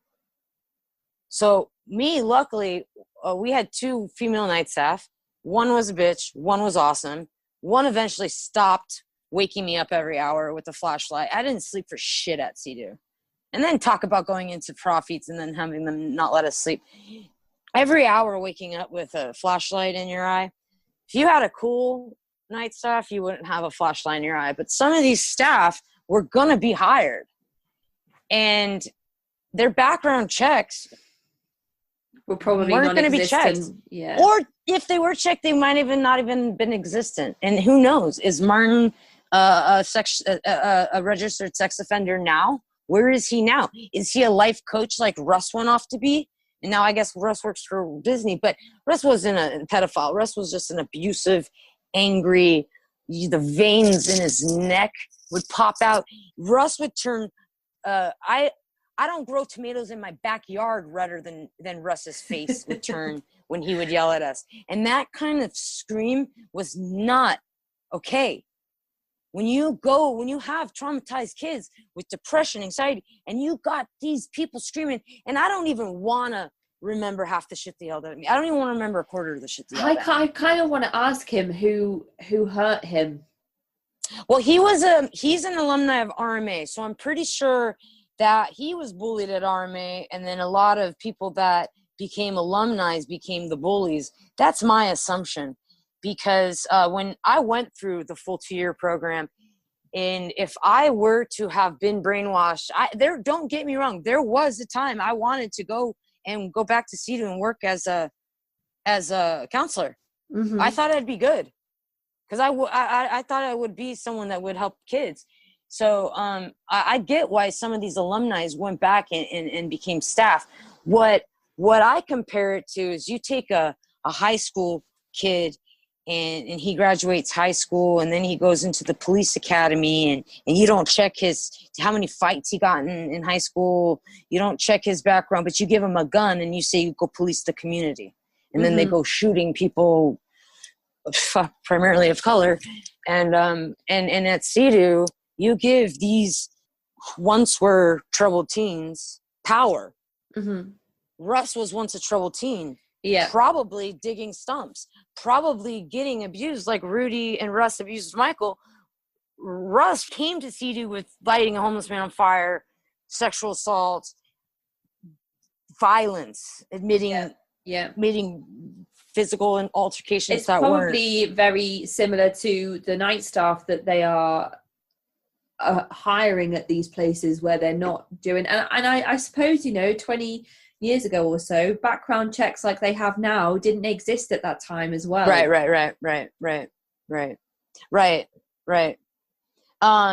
Well, if there were, when the sex offender has to have a register for a sex offender list, which, to be honest, is crazy, because you have these minor sex offenders, this like 19-year-old and his 17-year-old girlfriend. That is not a registered sex offender. But on the flip side of that, you've got these committing these crimes, and then and they're not on the list. Yeah.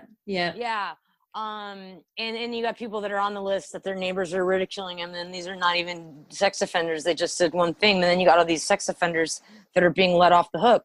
Well, if there was a list for someone that, like Russ, I don't know, in my experience with CEDU, Russ wasn't a sex offender. That might have been his pre-CEDU teenage years, but he needs to be on a list of child abusers or something. Mm-hmm. You know what I mean? Yeah. He should not be able to work with at-risk youth. And I don't even think he should be able to work with adults that have difficulties, because 10 years ago when I looked him up, he was a life coach down in San Bernardino, down the hill somewhere. And now then I hear he's doing something with Walt Disney, but I try not to think about Russ as all. Janine and Russ, I try to block out until I get triggers. Yeah. But going back to this night staff, so you had 2 females on for your dorm. One I remember real loud. She didn't give a shit that we were sleeping. She walked in the door, slammed the door, because you'd walk through the one door, and then you'd walk out the back door so you can go to the next dorm. So you're opening and closing 2 doors. Right. Open, closing, slamming, open, closing, slamming. Mm-hmm. And not to mention, in between the open, closing, slamming, you're going to have flashlights in your eyeballs every hour. Oh, gosh. Luckily, I had a cool night staff that she liked me, and she didn't flash the light. So I do remember having nights where I did sleep not having to wake. You a couple of times in this interview, you have said, that maybe when you went to CEDU, you deserved to be there, because of the things that, because of the problems that you had, and that was a good place for you to go to. And I don't think that's true. I think that is just you, kind of still half in the CEDU mindset, half in the kind of working through it and realizing exactly what happened. There's so much guilt that CEDU didn't save me. Yeah, well, there's these things. Yeah, and you've said still alive. I'm still alive, but I'm barely living. That's the problem. You've said a number of times, that you didn't want to disappoint your parents, that you didn't want them to feel like. Still don't. From people I've spoken to, some parents have sat down and, like in the Lost Kids podcast, some parents have sat down and had conversations with their children after this and said, I had absolutely no idea. Some other parents have said, I had absolutely no idea but it still really wasn't as bad as I think you're saying. And I think a lot of that's the what parents I are think doing my dad. that because Yeah. they feel some level of accountability for the experiences that you were subjected to. Yeah. I thought that CEDU helped me, and so I not prolonged it, but I didn't realize that the whiplash was so bad until I realized that, like, I can't have a relationship, a romantic relationship. Like, I'm too open. I tell all my secrets to my girlfriends, like, right away. I have no mystery to me. Disclosures, like, I have no filter. I will tell a complete stranger at the grocery store on days where I'm really social, complete private shit about me that I don't even barely want my best friends to know. Now I got a private a person at the grocery store I've never met before. And, you know, family relationships really affect me still to this day. You know, friendships, if my friends don't understand the kind of communication that the friends from CEDU, my non-CEDU friends have a really hard time understanding what my CEDU friends can understand. So interpersonal relationships are really hard for me. I have detachment issues. I get attached really easily instead of like, where like CEDU, you just jump into these friendships. You got your big brothers, your big sisters, you got raps, profits, peer groups, your dorm mates, whatever, and you're not going to get along with a lot of them. And then you know what? You're scarce, so you need friends there. So you're going to find friends, and those friends that you have there, they are also experiencing that same feeling of like scarcity, of like, I don't know who to be friends with, I don't know who to trust. And so you form a bond really quick. And then not only do you form a bond really quick, you tell each other your deepest, darkest secrets. So you know each other like the back of your own hand. So when I'm having an issue, you could be there for me, no problem. And now I get out into the real world and I try to form these friendships.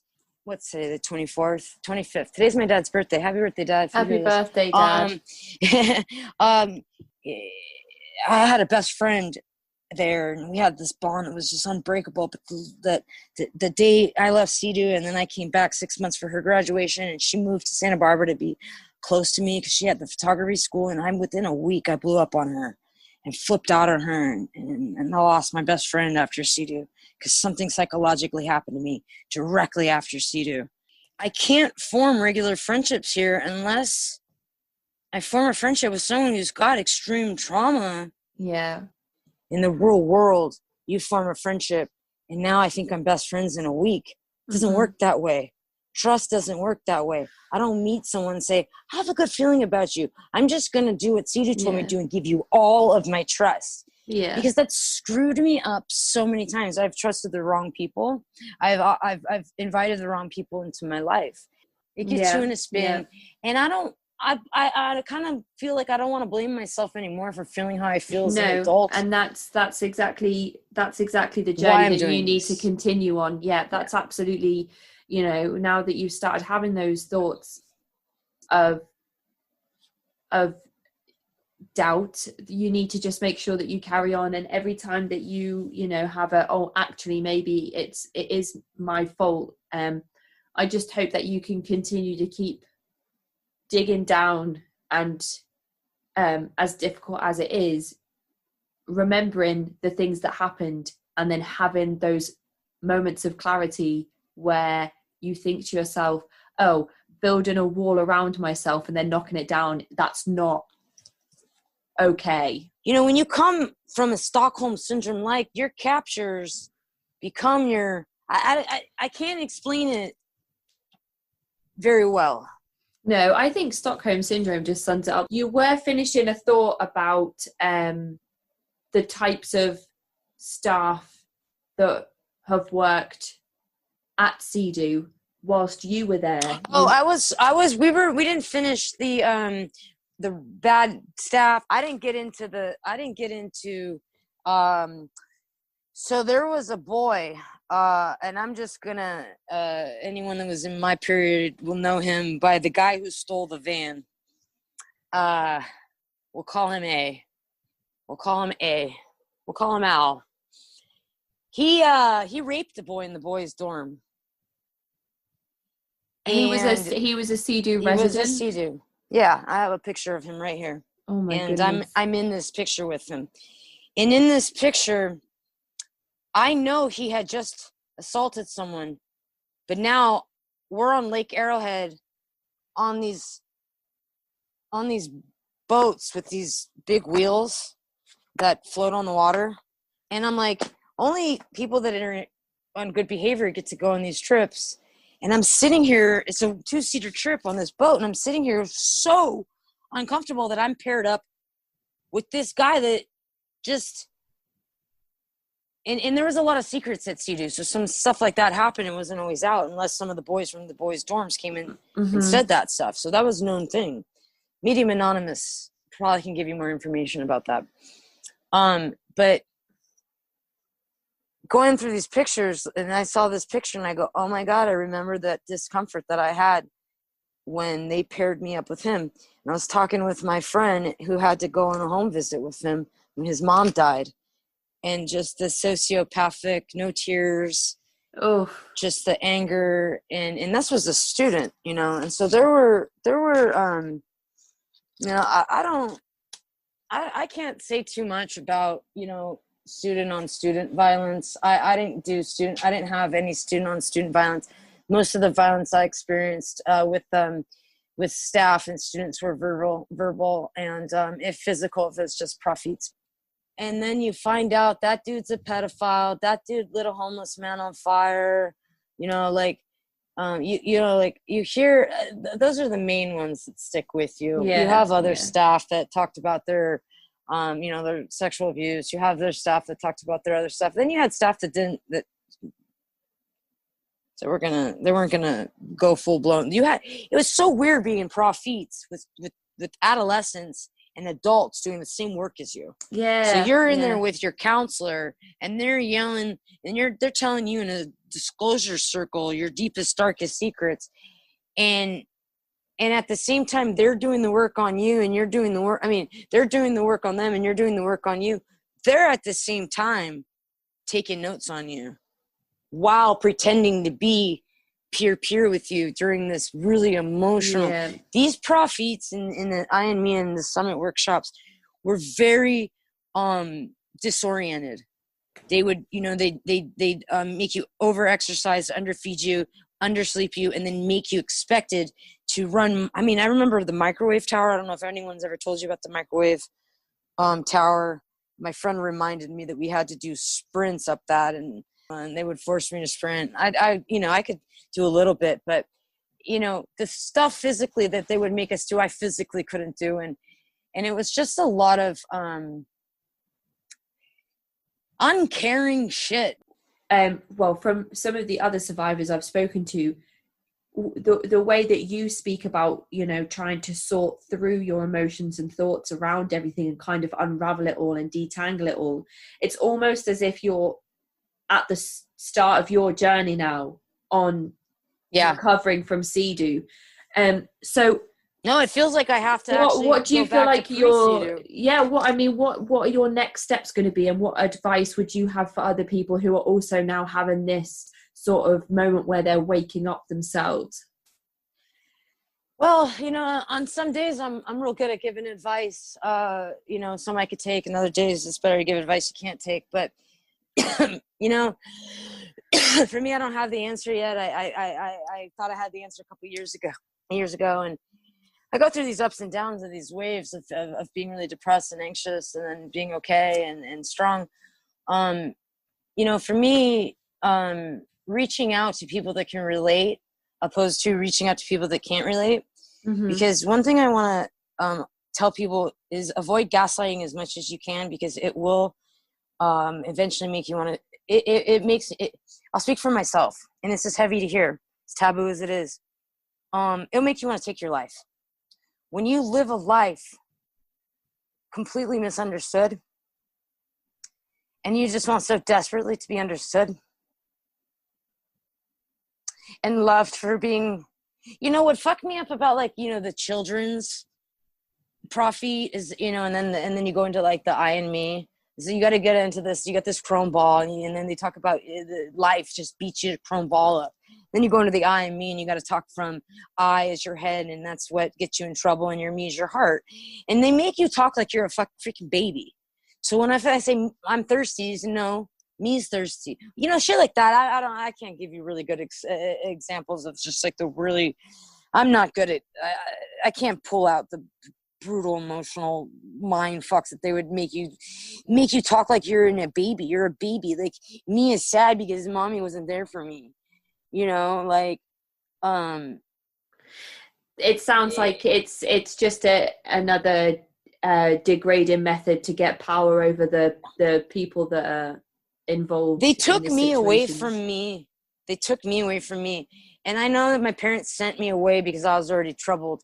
But there was a part of me that was strong and didn't need to be, you know, stripped of my strength. Yeah. Because I feel like I went from being a strong, rebellious troublemaker to I don't want to, fucking pussy, you know, and feminist. I don't want to use that word, but to just one big sissy lala that kisses people's ass and is afraid to stick up for myself and is afraid to get in fights with my family because I don't want to disappoint them.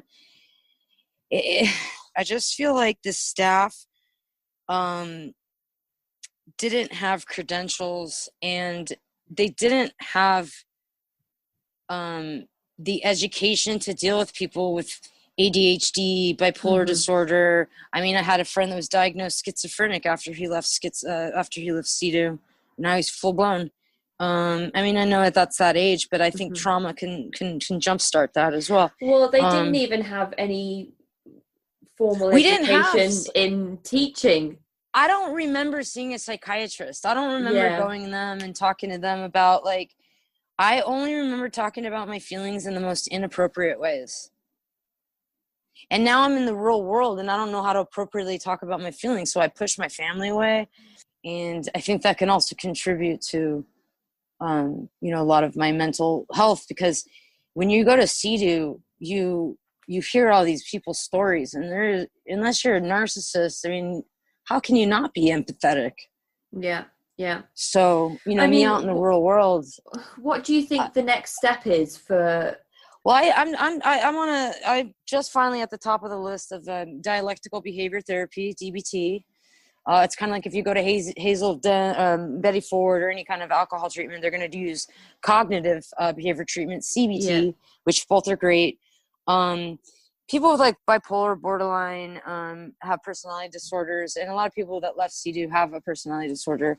DBT is to help, you know, create awareness and help you kind of be aware in your behavior, in your moment, in that awareness, and to try to create new behaviors, which is something I wish CEDU would have taught me to do. And so it sucks because for me, you know, I can't go back in the past and say woulda, coulda, shoulda.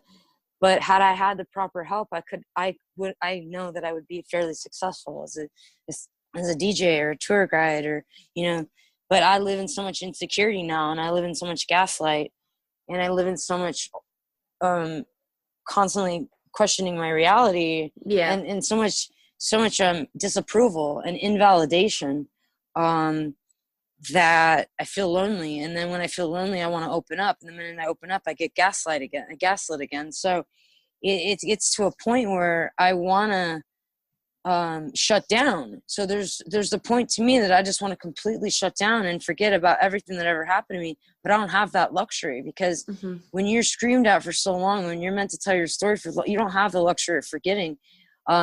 I have some of the I do have luxury of some of the stuff that wasn't repeated all the time. Like some of the profits I can't remember for the life of me.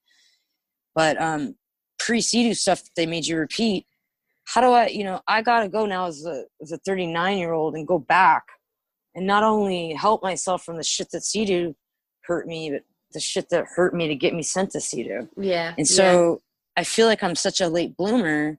I had pre-COVID, I was on crutches for 8 months and the worst back pain of my life. And I had a friend that, you know, the relationship, the communication just wasn't there. She couldn't understand where I was at. And, it was a heartbreak. And then I ended up just being alone. And now I'm alone because I'm afraid of being hurt by people. And that's not the way I want to live. It's those cycles that we were talking about before, you know, about being in one place and then being forced into the opposite place. Next, I want survivors to start talking out. I'm scared. I want people to know that's listening to me right now. I'm afraid of you hearing my voice. I'm afraid of you hearing when I tear up. I tried to hide it this whole podcast by holding my breath. But I'm afraid of people hearing my story. But at the same time, I hope that at least one person can relate. And I know there's going to be way more than one person, but I hope there's someone like me that has ADD, that needed help, that is still struggling, and they're in their bordering on their 40s. And I know we're moving on, and we had people that were there, they're not in their 40s, bordering on their 50s, and they're still struggling with trauma from CEDU. So I just, I want to seek the therapy, but because I had the CEDU, it makes me feel like it's just, I need to rewire my brain. Yeah. And do you think that people speaking out and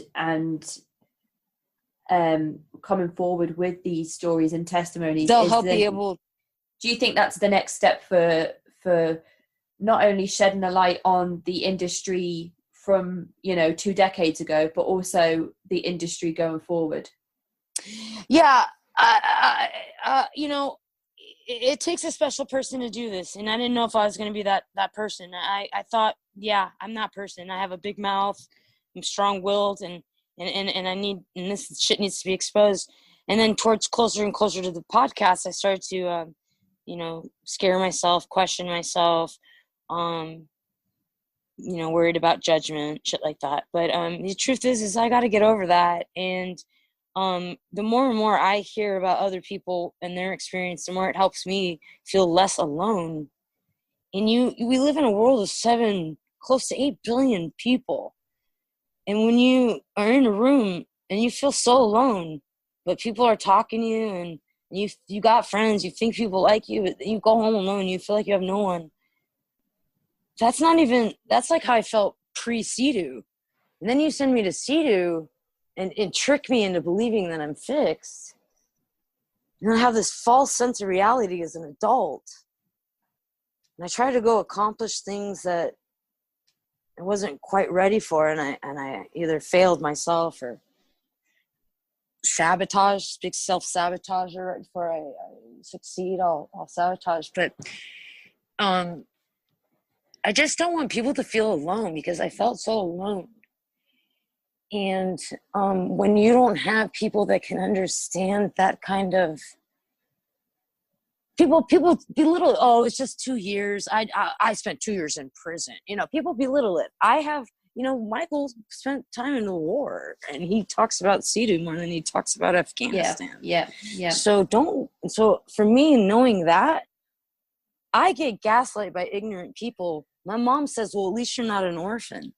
And I think to myself, what if you send me to a foster mother and not CEDU? Yeah, if you found me a foster mom. That's not the answer, is it? That's like saying, when you've had a really, really bad day, or you've had some really awful news, and then somebody completely disregards your feelings by saying, well, there's already somebody who has it worse. That's not the answer.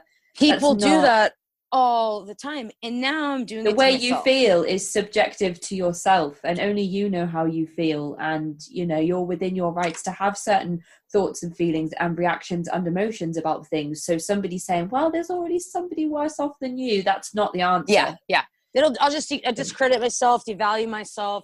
I'll say that, like, oh, I don't have that many problems, like I've had a lot of privilege in my life, so I'll just downsize my issues. But if the more and more I did that, and the longer and longer I did that, the worse and worse I became. And if anyone's, if there's a takeaway from any of this, I just don't want people to feel this way, and I do want people to get help. And if you're not getting the right help, if you don't have the right counselor that can help you, guide you, get another counselor. And if that one's not right, it's a lot of work. And I think people with mental health get so worn out because You know, I live in Oregon. We have the worst mental health care in all of the states. And so for me, it wears me out physically, mentally, emotionally, spiritually. I need help in all the categories. You're going to a therapist already feeling that way as well, aren't you? Extremely tired, very fatigued. Well, then you want to go in with your story. You want to go in with, hey, I'm coming to you because I had this trauma as a kid, and then I went to this tough love boarding school. And sometimes when you say TTI to a tough love, you were part of that industry, to a therapist, they're already nowadays, oh, we know, because there's now treatment for us. Of course, yeah. And I'm now, I'm now going to seek that kind of treatment as well as DBT. I'm also going to be part of a group of people that's going to help me with my chronic pain. And so, I want anyone who has gone to any of these programs, because CEDU started a lot of these programs, but every program had its own, similar, but its own different kinds of restraints, traumas, stress positions, screams, counselors, so everyone's going to have similar and different.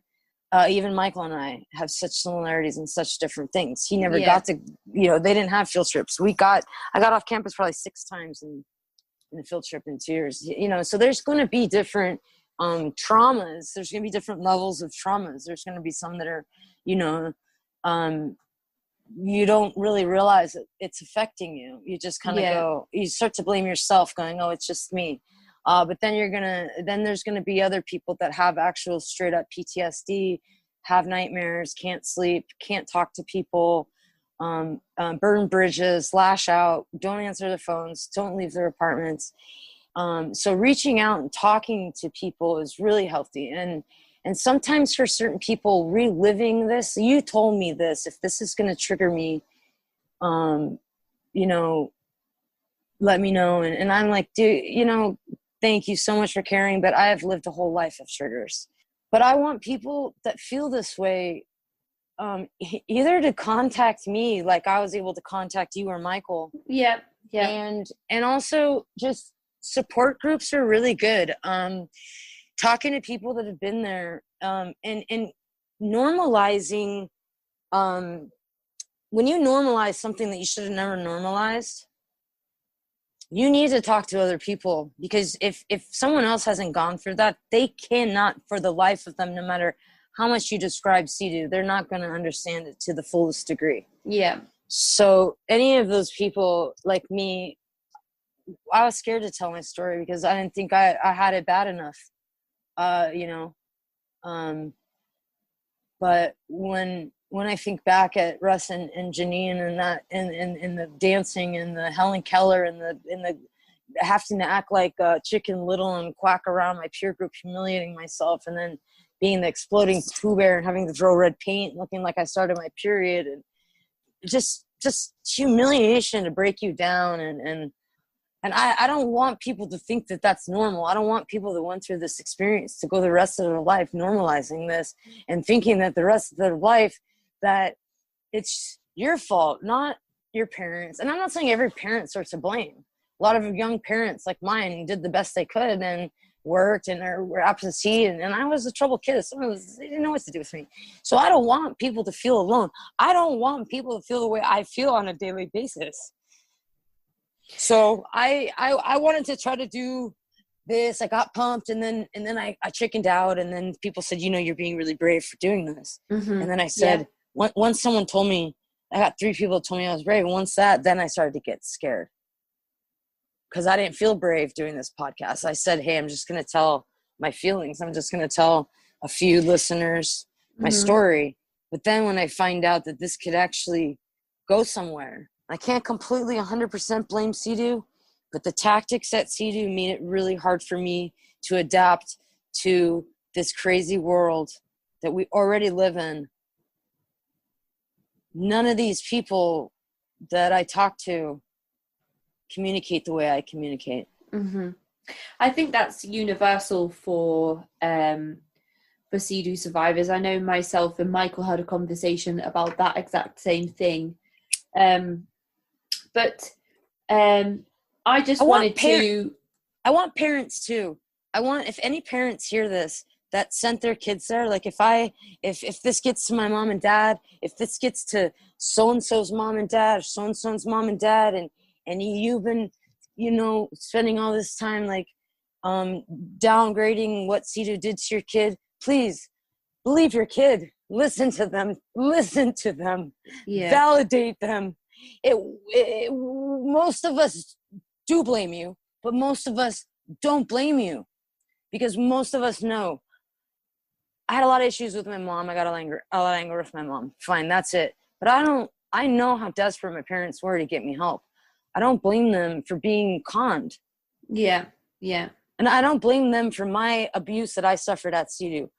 I am mad at them for not listening to what I have to say now. Yeah. I just don't want the emotional cancer inside of us to just keep growing, and for us to keep every day suppressing it, Yeah. and letting these outside world gaslighters affect us so much. I want us to be able to help rebuild ourselves back up to the strong individuals that we either once were or could have been. And I know I'm strong.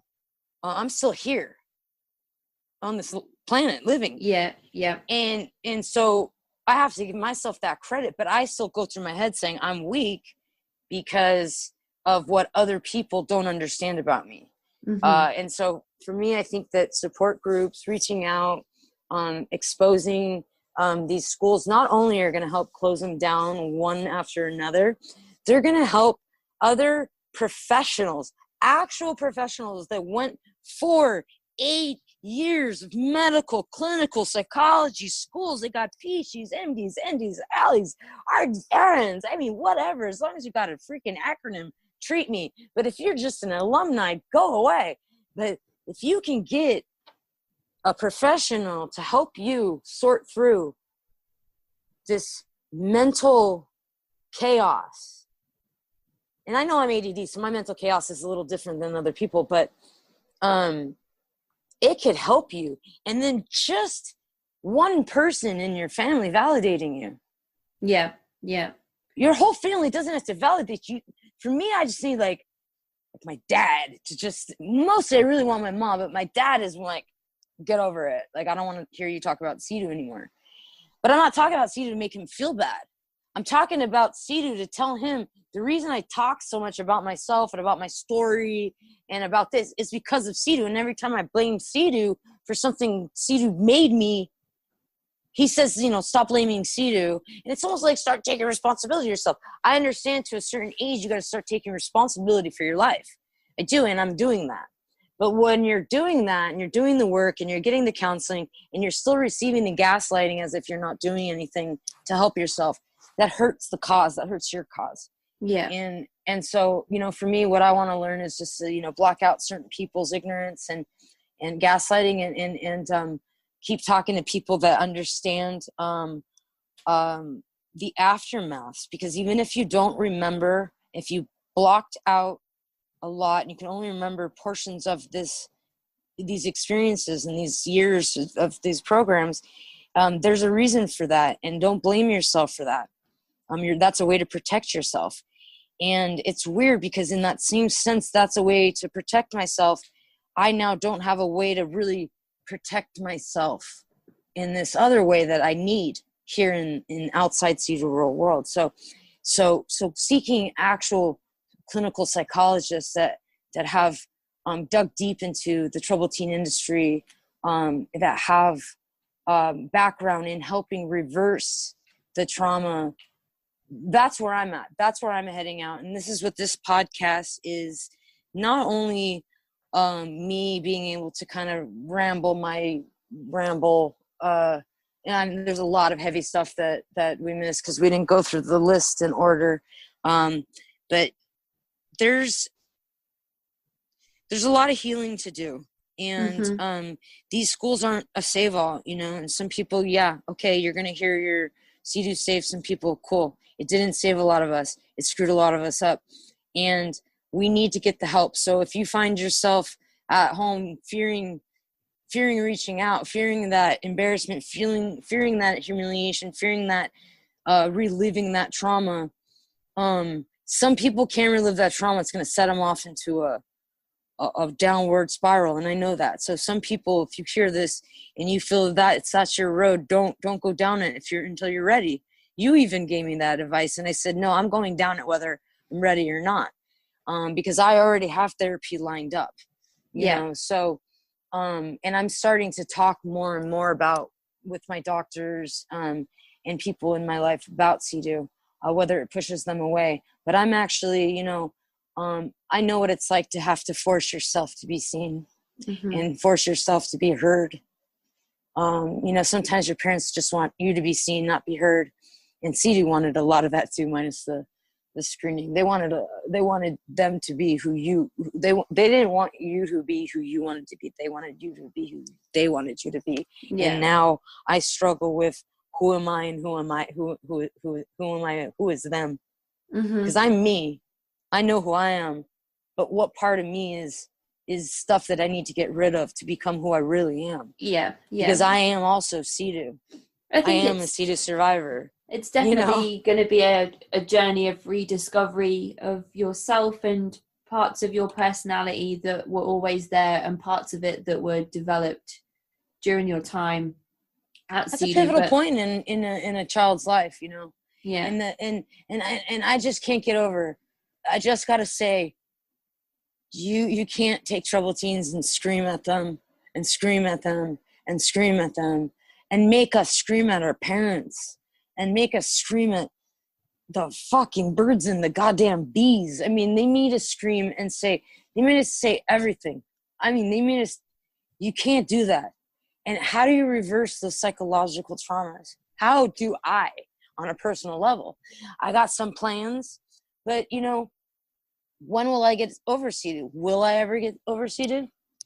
Or did it shape who I am? Because when you're a teenager and you graduate high school, you go off to college or you get a job and you learn how to become an adult on your own in the real world. I didn't do that. So I didn't become an adult. And half the time I don't even consider myself an adult. I talk as if I'm still a 19, 18, 20-year-old. And that's that trauma coming out. And so I really hope that there are other people that relate to this, that are just really afraid of talking about it, because I think know so. How scared it is. I think there will be. And, you know, I just wanted to say that I know that you were really anxious and worried about sitting down to talk today, just about the logistics of the how format and keeping and all of those things. Yeah. You know, I know that you were worried about it, and you were worried that you wouldn't be able to give a quote good interview, and I had to keep, I had memory accurate to keep reminding you that, and don't apologize. CEDU taught me to over apologize for everything. So I've had to tell you a couple of times to not apologize for something. I appreciate that. But it's I think it's commendable that you still, with all your doubts and anxieties and nervousness about talking about everything, you've come here, you've opened up, you know, you've talked about things of a difficult nature, you know, with your own mental health. You've talked about contemplating suicide, and I hope that's not a serious thought that you have at the moment. It's been a thing. It's been a pre-CEDU thing. They sent me to CEDU because of it, and CEDU just increased it. So it's I'm too strong to do it, but it's when you live in that you have that ideology, that suicidal ideation, and you go to sleep at night hoping you don't wake up, and then you wake up and you're just going, what the fuck am I going to do with my day? And you know, it's just that that feeling of like, you know, wanting to plan it but not wanting to go, because you still have hope that you can get better. Like I think I'm a really great person, as much as I know I'm a pretty crappy person in so many ways. I've hurt a lot of people in my life, and I apologize to every single one of them too. But opening up, I got to tell you that I got to thank you without crying, because having this opportunity and being able to push past the fear. You know, they love to talk about fear, love, and are you closer to fear and death or love and life? And they'd always push me this is one of the prophets, I forget. They'd always push me to fear and death. And so that's how I live in my life now, but I still have hope, and that's what's kept me alive. And it is kind of like a big fuck you, though, that all the ex-residents that were so harmed by these programs are now coming out and actually telling the truth like they always wanted them to. Casey, I wanted to just thank you so much for this opportunity to not only allow me to tell my story, but you do something that other people don't do. When I show fear and when I show self-doubt, people don't handle that the way you did. You allowed me to feel comfortable and confident and validated. And that helped me be this brave person that, you know, is giving this interview.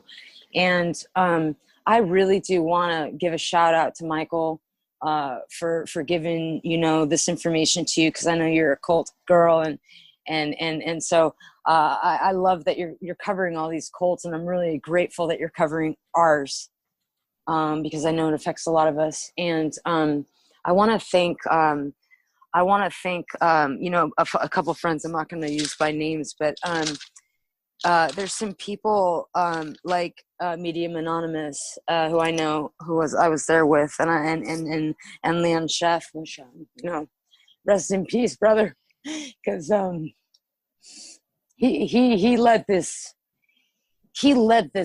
journey for me. Liam started it. I think he's the pioneer, really, isn't he? Yeah, he's at the forefront of it all. Yeah, and his suicide to me really hit me hard. We knew each other only through the internet and Facebook Survivor stuff, but he had chronic pain, and I could understand that he couldn't live in that, and I don't. He had to do what he had to do, and he had to do it. So I related well with him, and he's gone now. He's not here to hear me thank him, but he got me on my journey to realizing that a lot of the stuff isn't just coming from my head. It was what was implanted into my head. And when you're stripped naked and humiliated so many times over and over again, you lose a sense of self.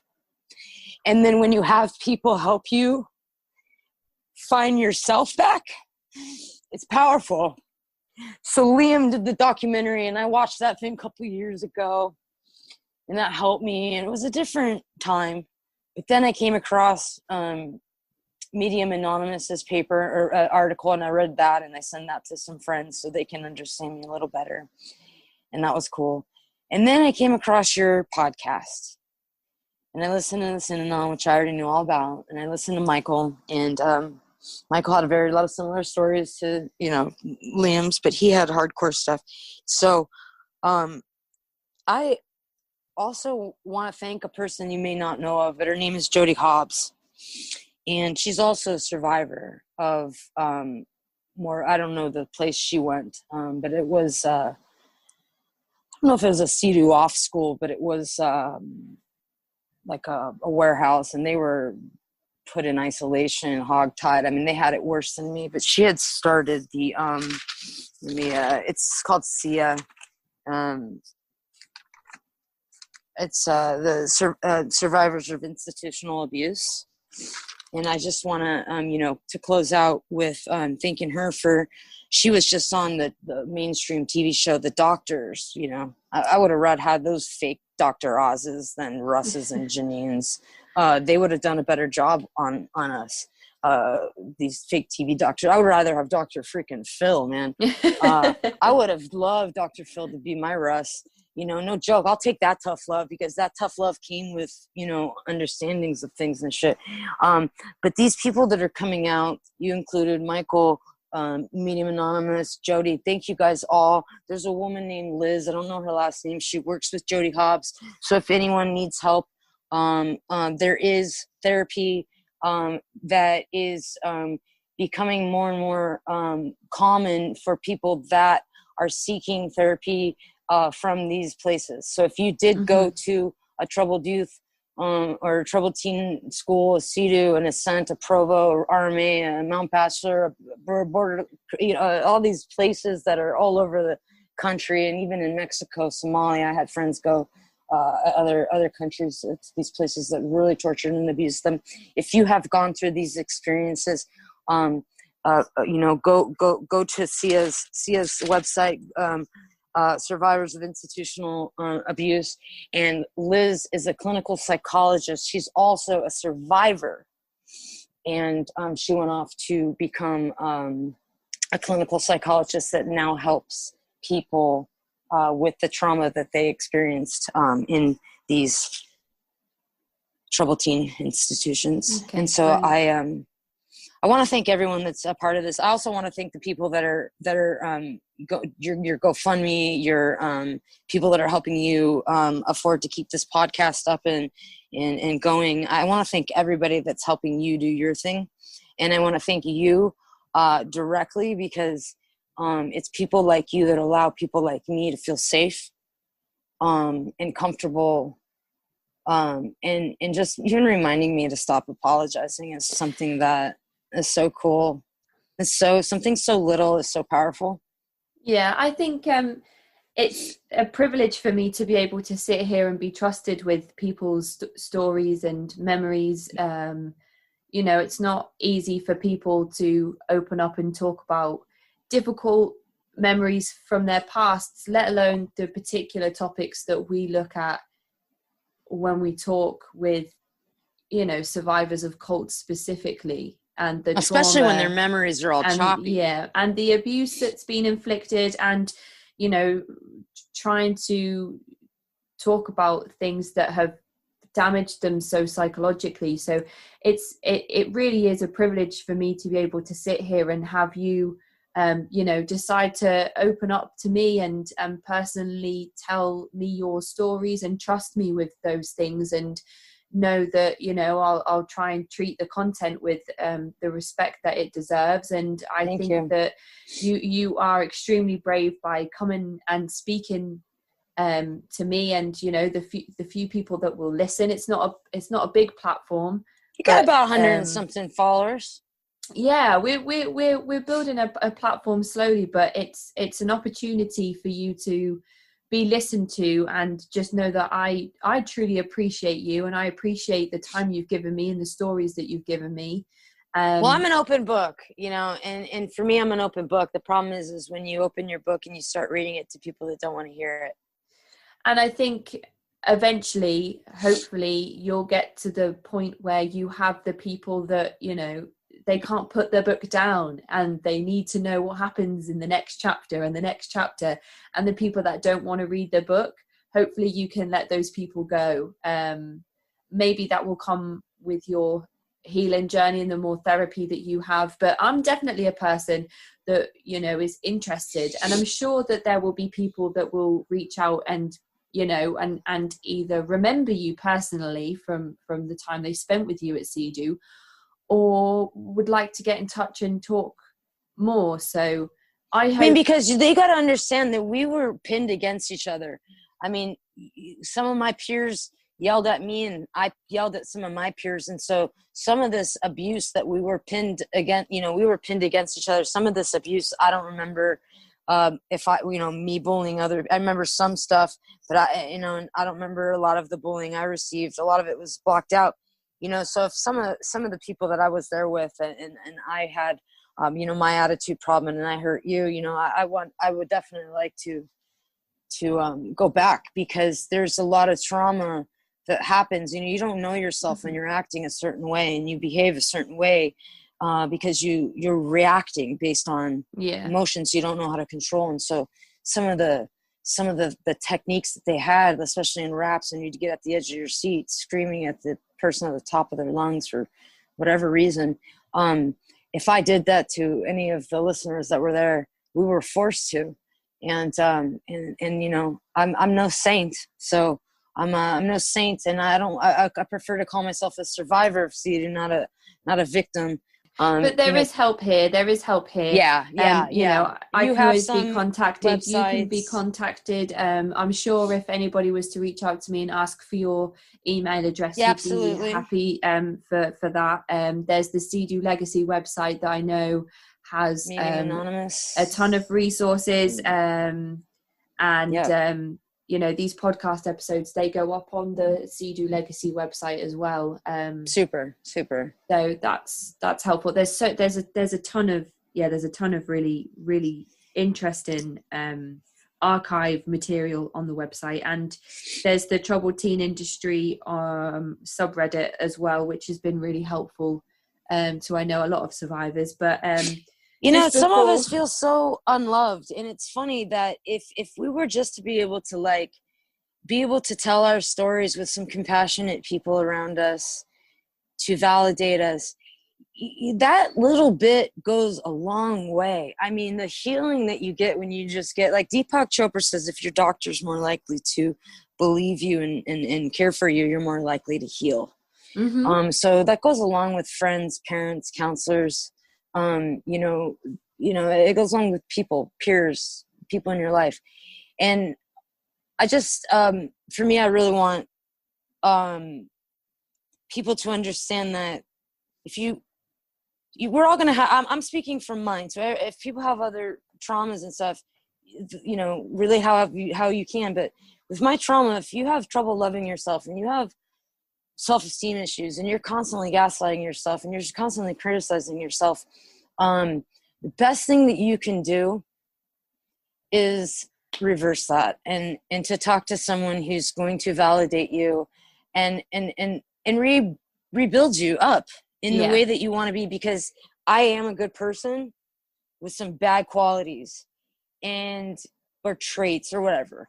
But I know if I get the right help and I continue to get the right help, I'm just going to keep getting better, you know, and maybe the triggers will become far in between, less and less, and then be able to help other people. But I can't help other people until I receive the help that I need, unless the journeys are hand in hand to go walk together. But hopefully this is a step in that right direction. I'm really rooting for everybody out there that, you know, you guys who this saved your life, good for you. I'm happy you guys are all successful and doing well. I'm really proud of you guys, and I'm glad that you're happy. I love when people are doing well, and especially when they deserve it. For all you guys that this hurts you, you're not alone. And I felt alone a long time. You're not alone. And wow, it's going to be a hell of a journey. A lot of triggers. So thanks for helping me prepare for this. Thanks for helping me back and forth with all these emails and just helping me stay on point. No, it's honestly been a privilege. It's been just really insightful and great to get to know you, and I appreciate you, and I'm thankful of your time and everything that you've given me. So thanks for your patience and you know, with the rants and the out of order, and you know. So and you honestly, say don't thank me, but I have to. I am very appreciative, because talking to people like you make it easier to feel safe to open up. But you know, you kept wanting to apologize for not answering the questions in order, but it's your story, and you were just flowing. You were just. And then there's like half the stuff that I have written down. I didn't even tell you half the shit. You just let your stream of consciousness go, and that's you speaking honestly. And that's, you know, what I think is important for you to be able to be yourself, and you know, not say the things that you think I want to hear, because that's CEDU, but saying the things that you want to say as they come into, you know, your thought stream, and that's what I think we've been able to do over the last 3 hours. So thanks everyone for thanks everyone for listening. Thanks everyone for contributing, and keep contributing, you know, keep adding your stories. Michael influenced me to tell my story. Hopefully my story influenced you to tell your story. You know, I know Casey's got a lot of interviews lined up, so keep hearing these stories. And if you have these experiences, please talk and please don't be silent. Silence kills, and we all know that. Very well said. Thank you so much. We'll close out with that.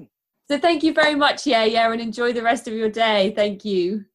Thanks so much. I really appreciated this time with you. This was awesome. I'm going to have a great rest of the day now. That is the end of this week's episode. Please follow the Breaking Code Silence movement across social media, and remember to like, share, subscribe to the podcast. Leaving a review really does help. You can find me on Patreon at patreon.com/thecultvault, or email me at cultvaultpodcast@gmail.com, and Twitter and Instagram at cultvaultpod.